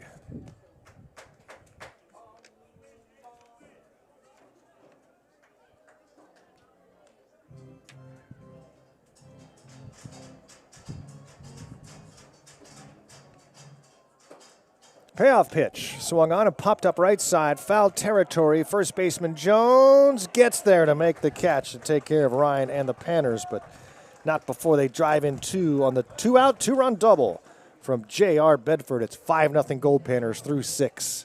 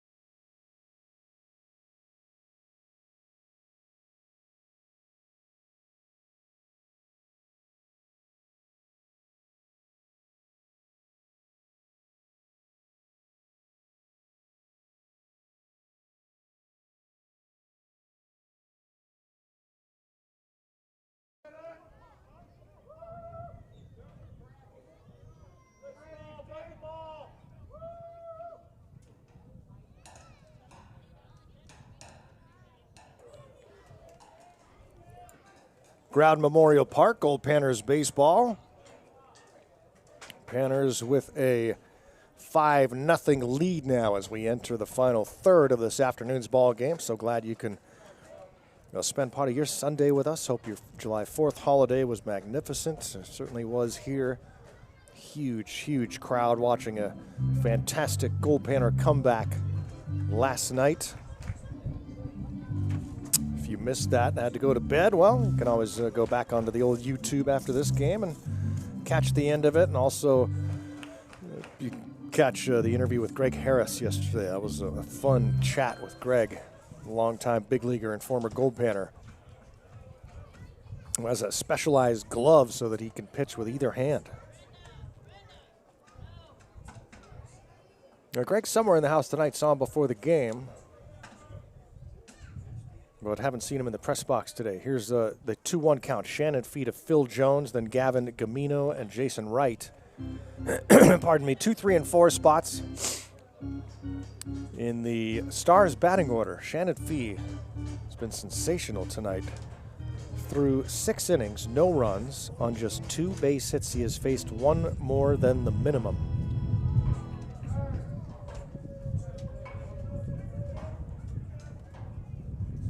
Jones has one of those hits. It was a double in the 4th inning, but he strikes out here.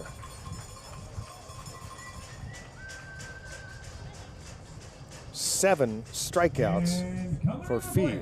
Gavin Gamino. And here's Gavin Gamino.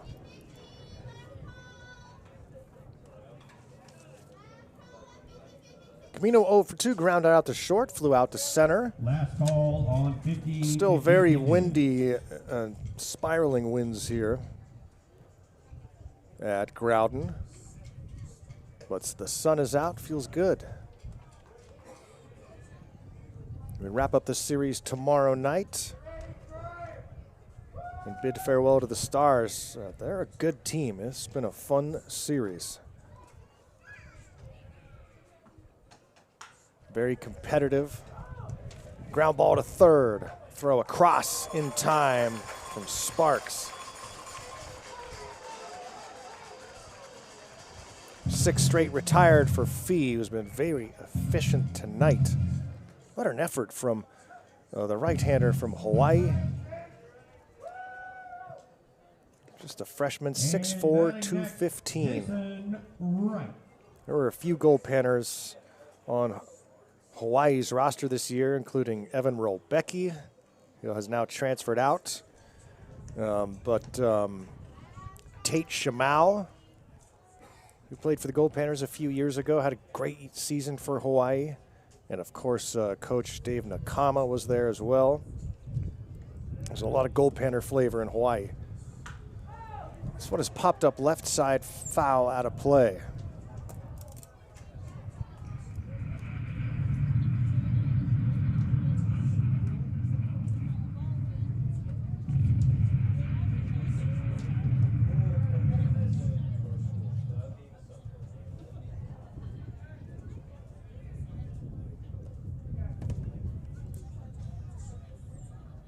Jason Wright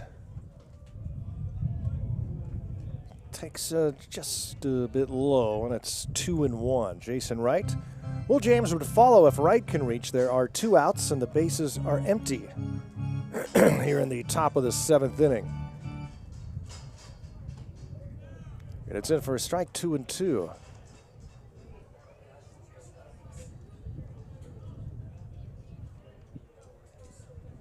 Right-hander got ready in the pen for the Stars and now just waiting. So that's probably it for Nate Maloney after 6.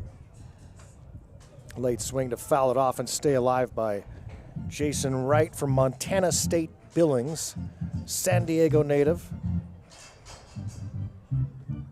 We were talking to Charlie Kalbrenner earlier from Fargo, North Dakota. I don't recall there ever being a Fargo player on the Goldpanners, at least while I was here. Here's the 2-2. And a grounder to second. Bonham on to first. And another 1-2-3 inning for Fee, who is dominating tonight. 5-0 Panners at the stretch. You know what time it is. Get out your kazoos. It's time to get happy.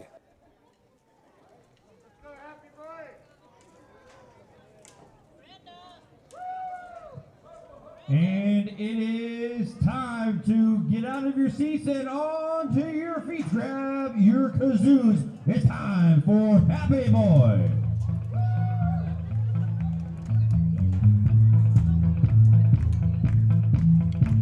I was walking on the street on a sunny day. A feeling in my bones as I have my way. Oh, I'm a happy boy. Oh, I'm a happy boy.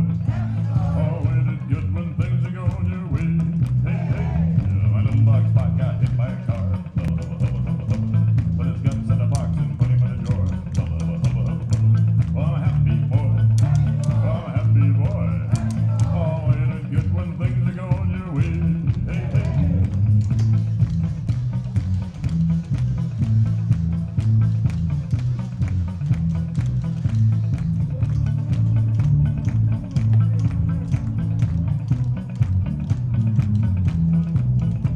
I forgot all about it for a month and a half. I looked in the drawer and started to laugh. 'Cause I'm a happy boy. Oh, I'm a happy boy. Oh, ain't it good when things are going your way? Hey, hey.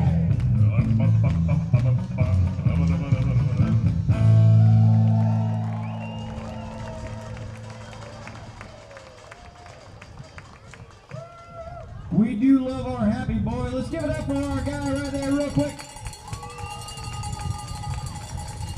But I do want to know, where is Happy Boy's pickaxe today? I have that question. Either way, your 7th inning stretch is brought to you by Lithia Chevrolet of Fairbanks.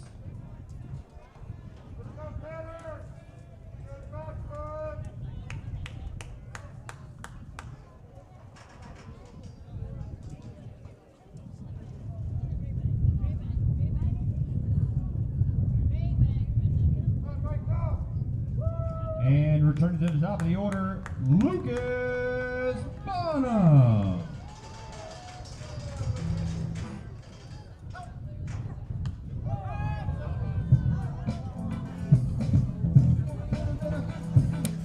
The new pitcher into the game for the San Diego Stars is number 24, David Zambelli.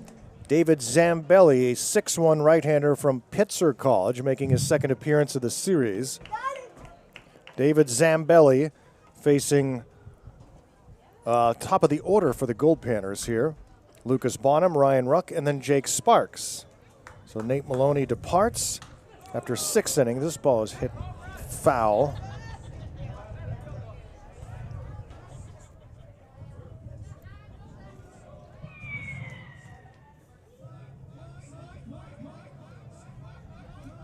Five-0 Goldpanners as we go to the bottom of the 7th. Happy Boy dazzles the crowd here on this Sunday afternoon.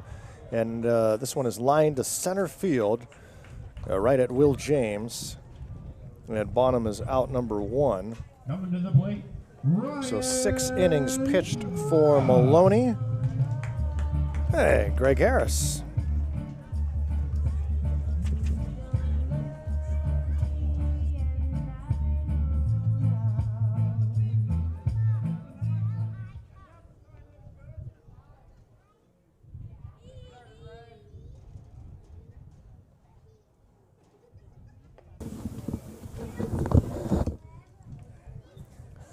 Garo Von Dane here in Fairbanks, a 5-0 lead for the Panners. And we had one surprise guest earlier today. Now we get another one as Greg Harris has rejoined us here in the booth as this ball is hit to right by Rock and misjudging it, and right was Lockwood. And it's going to go all the way to the wall, and Rock around second on his way to third, and he will get to third and be held there. But just a late break for Lockwood, and right kind of misjudged it, and by the time he had a beat on it, it was too late and it bounced past him. And Ruck ends up over at third base. Make a little more noise for Ryan Ruck in a triple. And that'll bring up Jake Sparks. Panners leading 5-0 with the new pitcher, David Zambelli, in for the Stars. And yes, again, Greg Harris, former Gold Panner and longtime major leaguer, still in town enjoying the Fairbanks weekend and the holiday weekend. And Greg, did you get into some fun last night? Did we ever? Holy cow. And then today, we're getting some last-minute shopping in for requests from back home. And then, I talked with John, and we're going to a salmon bake after the game. Oh, so cool. You'll be at the salmon bake. Because I'm not leaving till, the old red-eye stuff, like everybody else. It's the only way to get out of this The only way to town. get out of here and get home by the daytime. The morning, right? Yeah, I'm all too familiar with the old red eyes out of Alaska.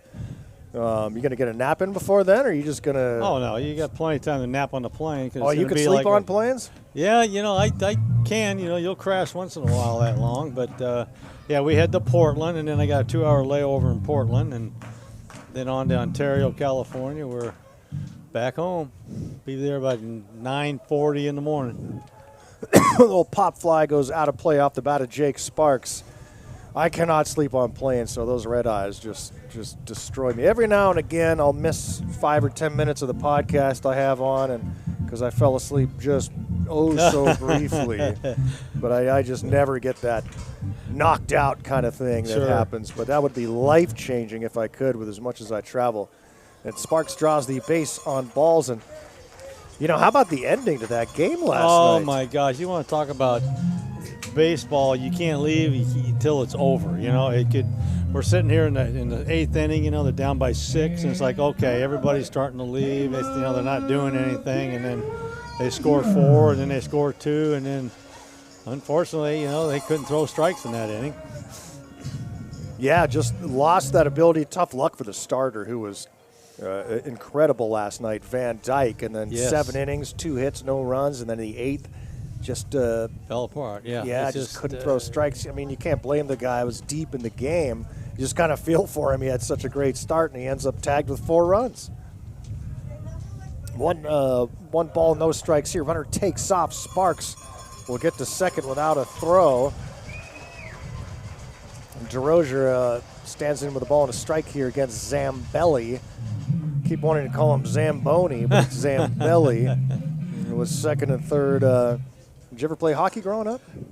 Nope, I wouldn't hockey, being in California. Yeah, not a big sport in California in those days. No, it was just, soccer and basketball and baseball and football, basically. Those were the main ones, before.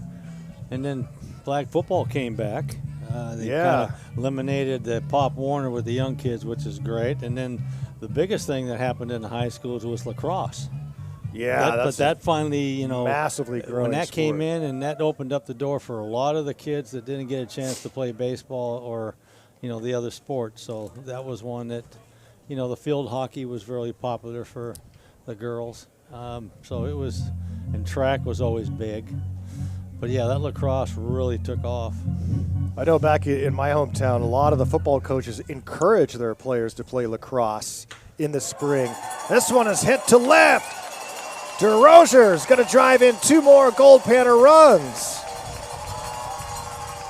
A 2-run double for Caleb DeRozier, and the Panners lead it by a touchdown. Still just 1 out in the inning. He's impressive out of high school, Greg. DeRozier is one of the top hitters on this Goldpanner team. He's got that big frame. Hey, he's tall. I mean, I remember seeing him in the dugout. He's what we call a tall drink of water. High upside. Yes. For Caleb DeRozier. Brings up Eric Ruiz. Now, lacrosse, just a huge growing sport. I broadcast lacrosse too back east. And when I first got the gig, I didn't know the first thing about lacrosse, so I had a lot to learn. I'm still learning. A lot of different rules there. But, when you were growing up, you played a bunch of different sports. Then we kind of went through this period where you're only allowed to play one. You got to focus on one and focus all the time. And even I always go back to the words of Wayne Gretzky. Not many better hockey players than Wayne. Wayne couldn't wait. When he got towards the end of the hockey season, he couldn't wait for it to end so he could go play lacrosse, do something else. Yeah, one would just fall into the other, because we had soccer first, September, October, and then we had NJB basketball for the kids. Runner's going to take off for third on a pitch in the dirt, and he's thrown out easily as DeRozier. And then baseball started. because we were able to play all the sports in our junior high system, 7, 8, 9. So we Yeah. got to play, track, football, basketball, baseball, and all that. And then once you get to high school, it's like you've already done it, because what we did in the junior high was the same program the high schools were doing. So, when you went there, you fit right into the program if you're going to play that sport. Now, your son, who played professional baseball too, a little bit older now, but what would you tell kids today in terms of being an athlete? Play everything, give more focus to your number one, or how would you go about that? Well, the idea is to be a all-around good athlete, right? Because just one sport athlete gets burnt out, and that's going to happen one way or the other. It doesn't matter who knows when, but as soon as it does, they're going to want to say, okay, I'm done with this sport, I want to go play another. It's like my son went through the same thing, but that's what you had to do. You had to just stay with one sport, even though you're trying to play two. But once you get to high school, it's, they've got you, So yeah. He goes, Dad, I don't want to play baseball, I want to play golf. So we got serious about playing golf, and then all of a sudden he turns around and says, well, I think it was, he was a great pitcher. He was just phenomenal, and dominated, his age group there, and then got drafted by the Dodgers in 2013 out of high school and did very well for a year and a half before he got traded to Tampa Bay.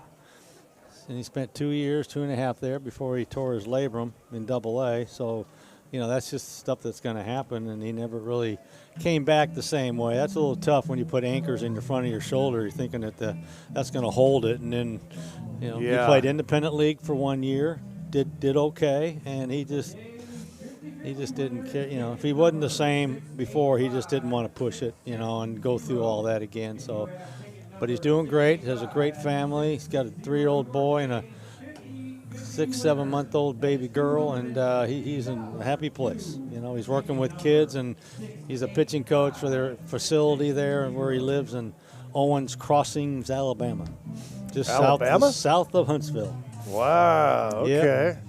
How do you end up in Alabama? Well, when he played in the Southern League, you had Nashville, you had Montgomery, Birmingham, and they fell in love with Nashville. So they first had a home in, a condo in Nashville, and he was working for the Amazon warehouse, the real big one that they built there outside of Nashville. Mm-hmm. And then her parents actually and sister lived just south of Huntsville, and they retired out there, so they decided to move down with them. And now everybody's in the whole same area, which is pretty nice. So it's got a good support system, and her sister has 4 boys. So they're all about the same age. So he's in a happy place. It really is, and he had a great time up here. Just. It's like those things like, God, it went by so fast. It's like, oh, man, I wish we could stay longer. But he's home. He made it home safely. And good. He's in a good spot. Will James leads off with the Stars in the top of the 8th inning. Grounds one to short, thrown out by Bedford 6-3. Brings up Nick Reed. Shannon Fee has been dominant tonight, working.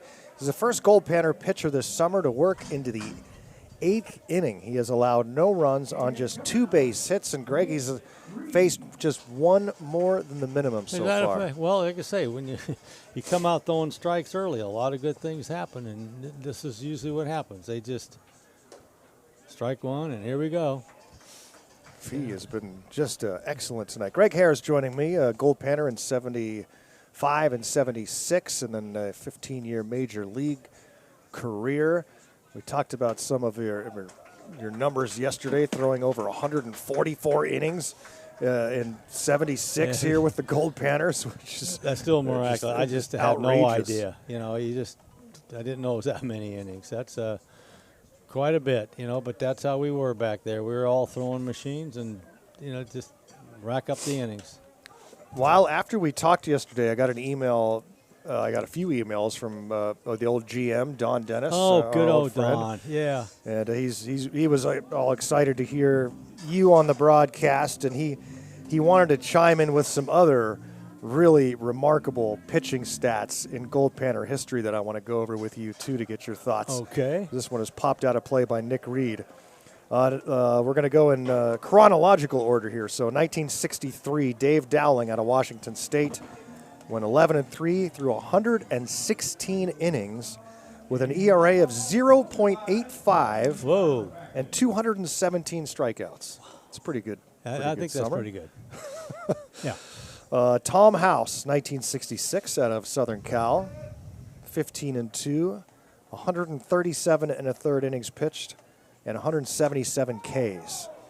He was my pitching coach in Texas for 3 years. Ah, Texas okay. Rangers, and I knew Tommy well before that, and yeah, outstanding, just great stuff. You know, he'd have all those great, you know, talks and stuff, and he had the words that were probably 20 words long. You know, people trying to understand them. You know, trying to explain his philosophy. And, Yeah. But his program is absolutely stellar.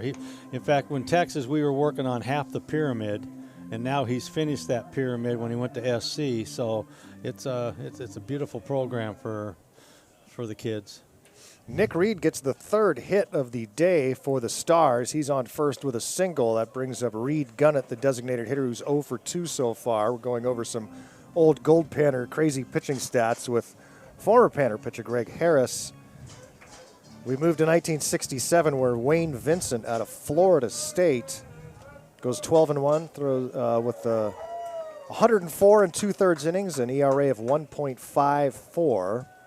Those 60s Goldpanner teams were just incredible with, you know, Tom Seaver and Dave Kingman and unbelievable numbers. But notice we're not even saying Tom Seaver's name amongst these. Name a lot of people know. Floyd Bannister in 74, 95 innings, ERA of 2.84 out of Arizona State.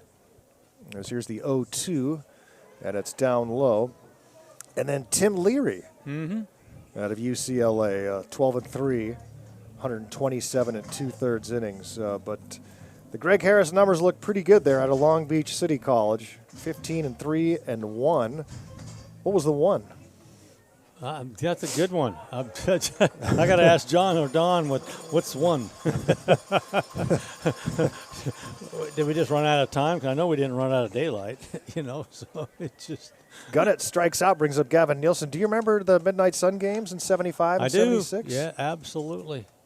We had UCLA that year, came in, and that's who we played. And I didn't pitch in that game, but still, it was just phenomenal feat to be there and be part of that kind of history of, you know, that tradition of playing that game with no lights at midnight. It's just tough to convince people that happens.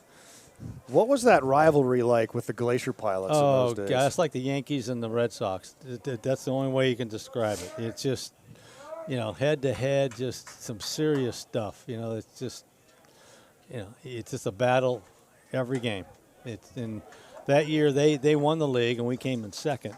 But still, the thing is you can't beat that competition with that group. So you knew when you were going to hook up one way or the other, it was going to be a battle.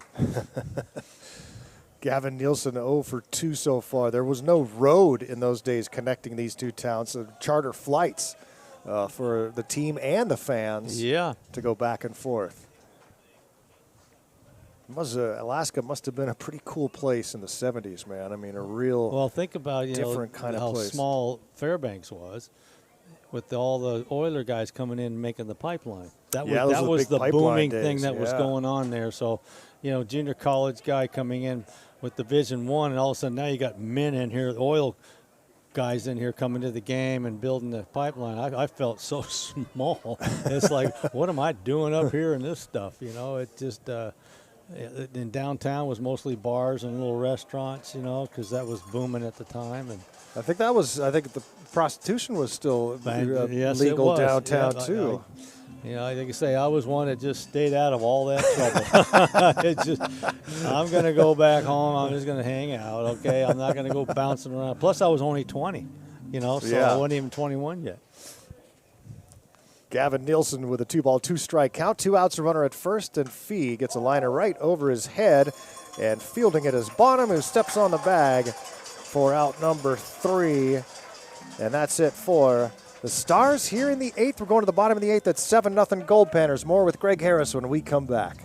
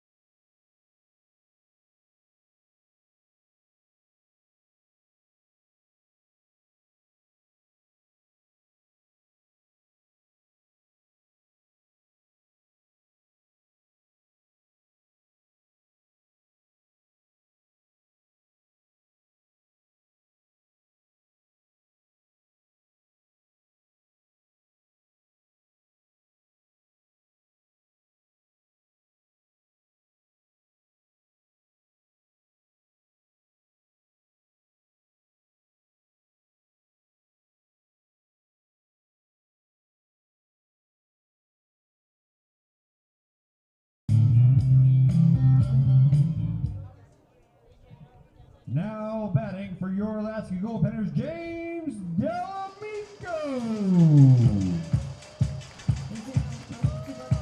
Goldpanners baseball here on PannerVision. We go to the bottom of the 8th inning. Panners leading 7-0 over the San Diego Stars. And new pitcher into the game for the Stars. It's number 1, Ryan Smith. Ryan Smith out of Southwestern College. 5'8" right-hander from San Diego. And Smith will face the 6, 7, and 8 spots in the Panner batting order here. And the right-hander's pitch gets a swing and a miss. And the pinch hitter here for Fairbanks, as it's going to be James Delamico batting here. So Delamico will bat for the Goldpanners.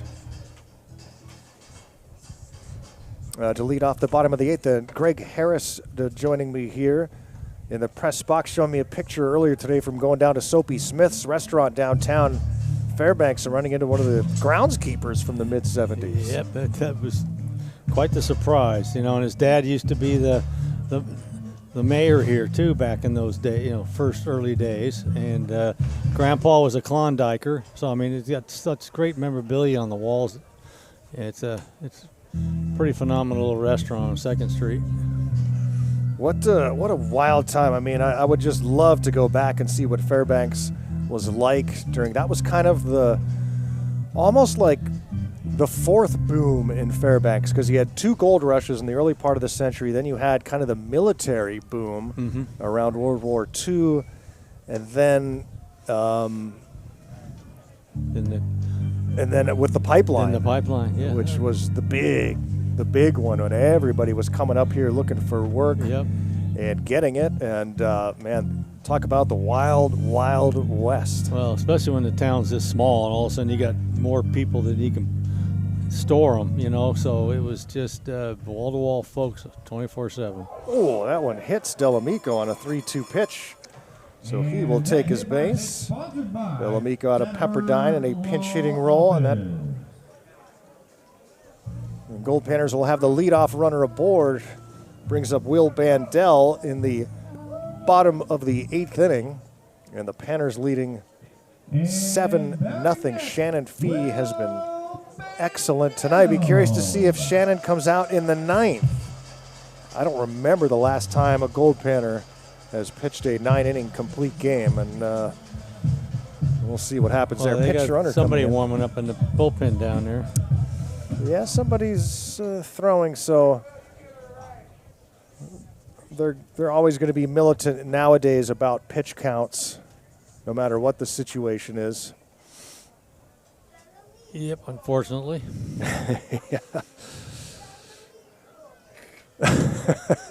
This one is popped up into center field by Bandel, and moving in is James, and he will reach up and make the catch for out number 1.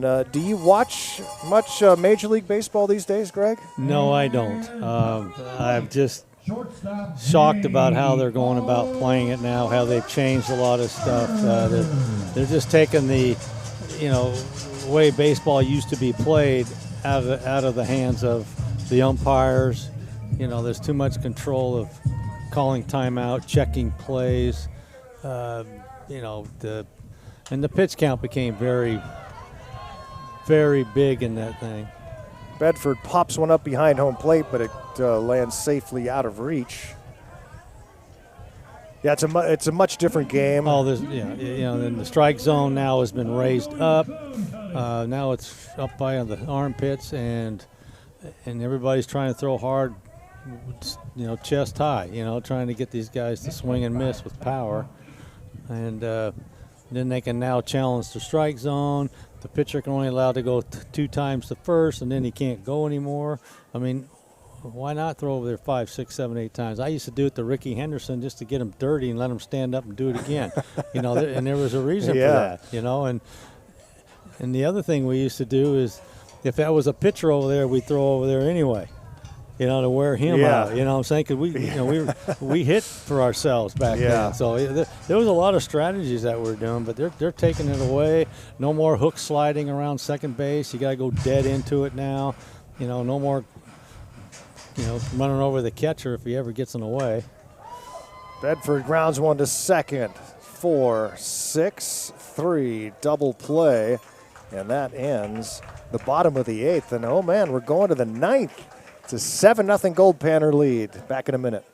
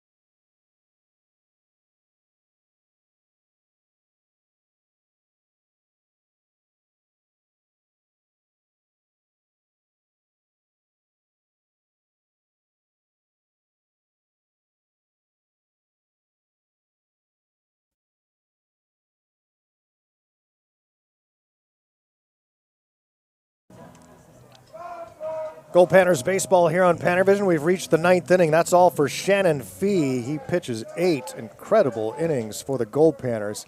8 shutout innings and just 3 base hits. And here's Raymond Padilla into the game. Ray Padilla takes over for Fairbanks, a military man here at Fort Wainwright. And also is in the fighting game, so likes to throw some fists around. I mean the legal kind in a ring and all that. 7-0 Goldpanners. I'm joined by Greg Harris as we have reached the 9th inning. Don't see many pitching performances like this in summer ball anymore. 8 shutout innings. No, usually they're done after 5 because he probably threw, almost close to 80 pitches. So, they're on a pitch count where they can't go anymore. But how many pitches did he throw? Does somebody have that? I don't have that count here. But that'll be interesting because yeah. I bet you it's pretty low. I bet you it might not even be 100 pitches.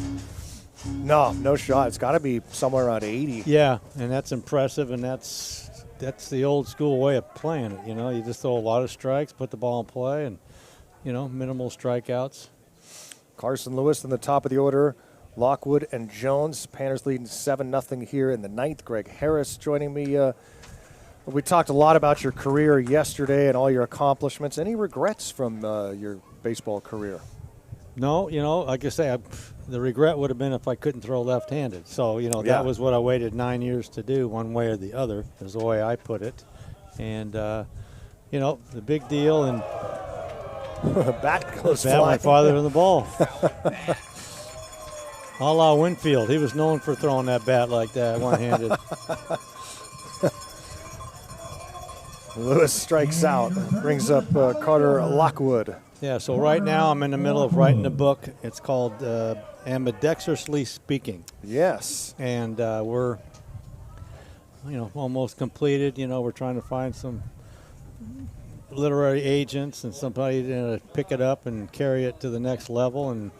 But every time you think you're done, something comes up. Yeah. So now I have this great special week that we were here that we include in there. And, so it's really going to be about the ambidextrous, how it all happened, and the history of it. And then the 7 rules, that Dr. Brown put in American League in 1986, for that reason. And, just the 100-year anniversary of the Red Sox that we did, which was spectacular, and the 84 World Series that I played in and pitched in.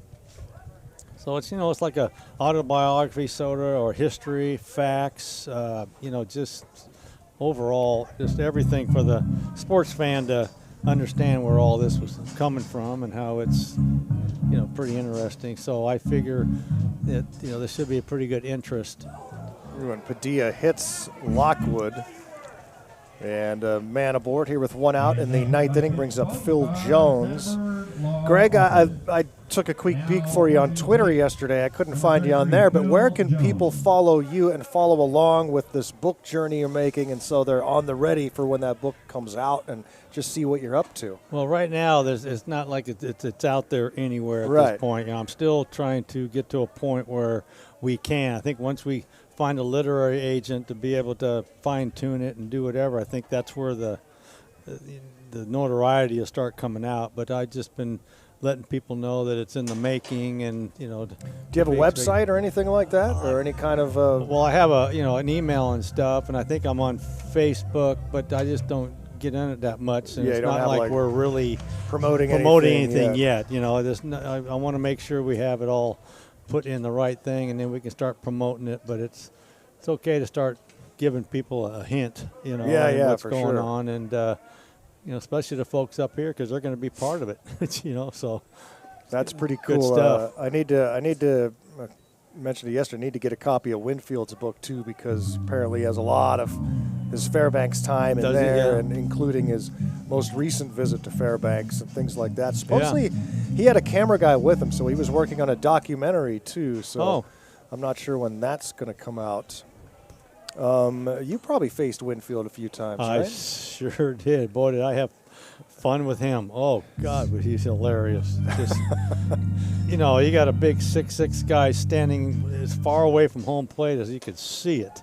And how he's able to stride out and reach. It was amazing what he was capable of doing. But I was able to throw him my slow curveball after you set him up for it, and he'll lunge out there, and that's where I was talking about the bat throwing. Yeah. So the statue has the bat way behind him. That's usually when he'd helicopter it into the stands, and he did that a few times in New York, right over our dugout, and just let it. Because that's what they did back then. If they got fooled, they would throw the bat at the ball just to try to get it, just try to foul it off, even if it's a little toss out here, and it was a good time facing those kind of hitters, because you really got to work. It's just there's no laying back and say, okay, here, hit this. No, you have to really work, because they're just brilliant hitters, and they can hit it all over the park. They're not just strictly pull. So it was, good guy. I really enjoyed playing against him. Jones strikes out, and the Stars are down to their last out. Now they're down to their last strike as Raymond Padilla faces Gavin Gamino. 2 outs in the top of the ninth inning at a 7-0 Goldpanner lead. A dominant performance by starting pitcher Shannon Fee, going 8 scoreless, and Padilla hits the batter on an 0-2 pitch.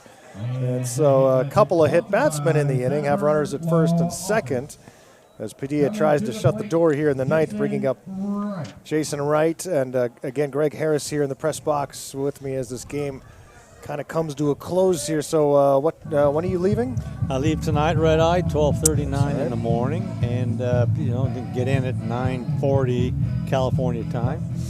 So I'll be flying all day. You should come to Wichita with us later, as this one is hit high into right center field, and it'll drop right in between Ryan and Morrow, and so 2 runs will come in to score. There goes the shutout. Lockwood and Gamino both score on a 2-run single by Jason Wright. So the Stars not dead yet here, 7-2 game. There are 2 outs, and brings up Will James. So a fun trip to Fairbanks for you all in all. No doubt. It's a memorable visit this week, and we accomplished a lot of good stuff with the kids. We got the promotion out to let people know, and I guess we have a little response from Major League, from the Hall of Fame. Oh. So maybe that's something that can continue on once we depart, that they'll be interested in something that we did. So maybe we can promote it some more, baseball up here. Here's a roller to third, in time to first, and that is your ball game as the Goldpanners defeat the Stars by a final score of 7-2. They clinch the series. as they lead it now 3-1 with 1 to go tomorrow afternoon. Greg Harris, I just want to thank you very much for joining us and giving us some of your time. We'll be looking for your book. Thanks for being a huge part of Fairbanks' legacy and history and future, man. We can't wait to read what you put down on paper. Absolutely. It's just been a pleasure coming up here, and the people had a really good response here. They really grasped on it and what we were trying to do, and the kids really responded well, and it's something I'll never forget. It's just a great place that everybody should come up and get a chance to visit. And I just am grateful for the kids to be able to have the opportunity to play here, and hopefully, this will jumpstart their career to what they want to do is play in the big leagues, and that's the goal. So thank you for having me, and I've really enjoyed being here. Greg Harris, longtime major leaguer and former Goldpanner. I am Garrow Von Dane saying so long from Growden Memorial Park in beautiful Fairbanks, Alaska. One more to go in the series tomorrow night at 6:30. Have a great rest of your Sunday, everyone.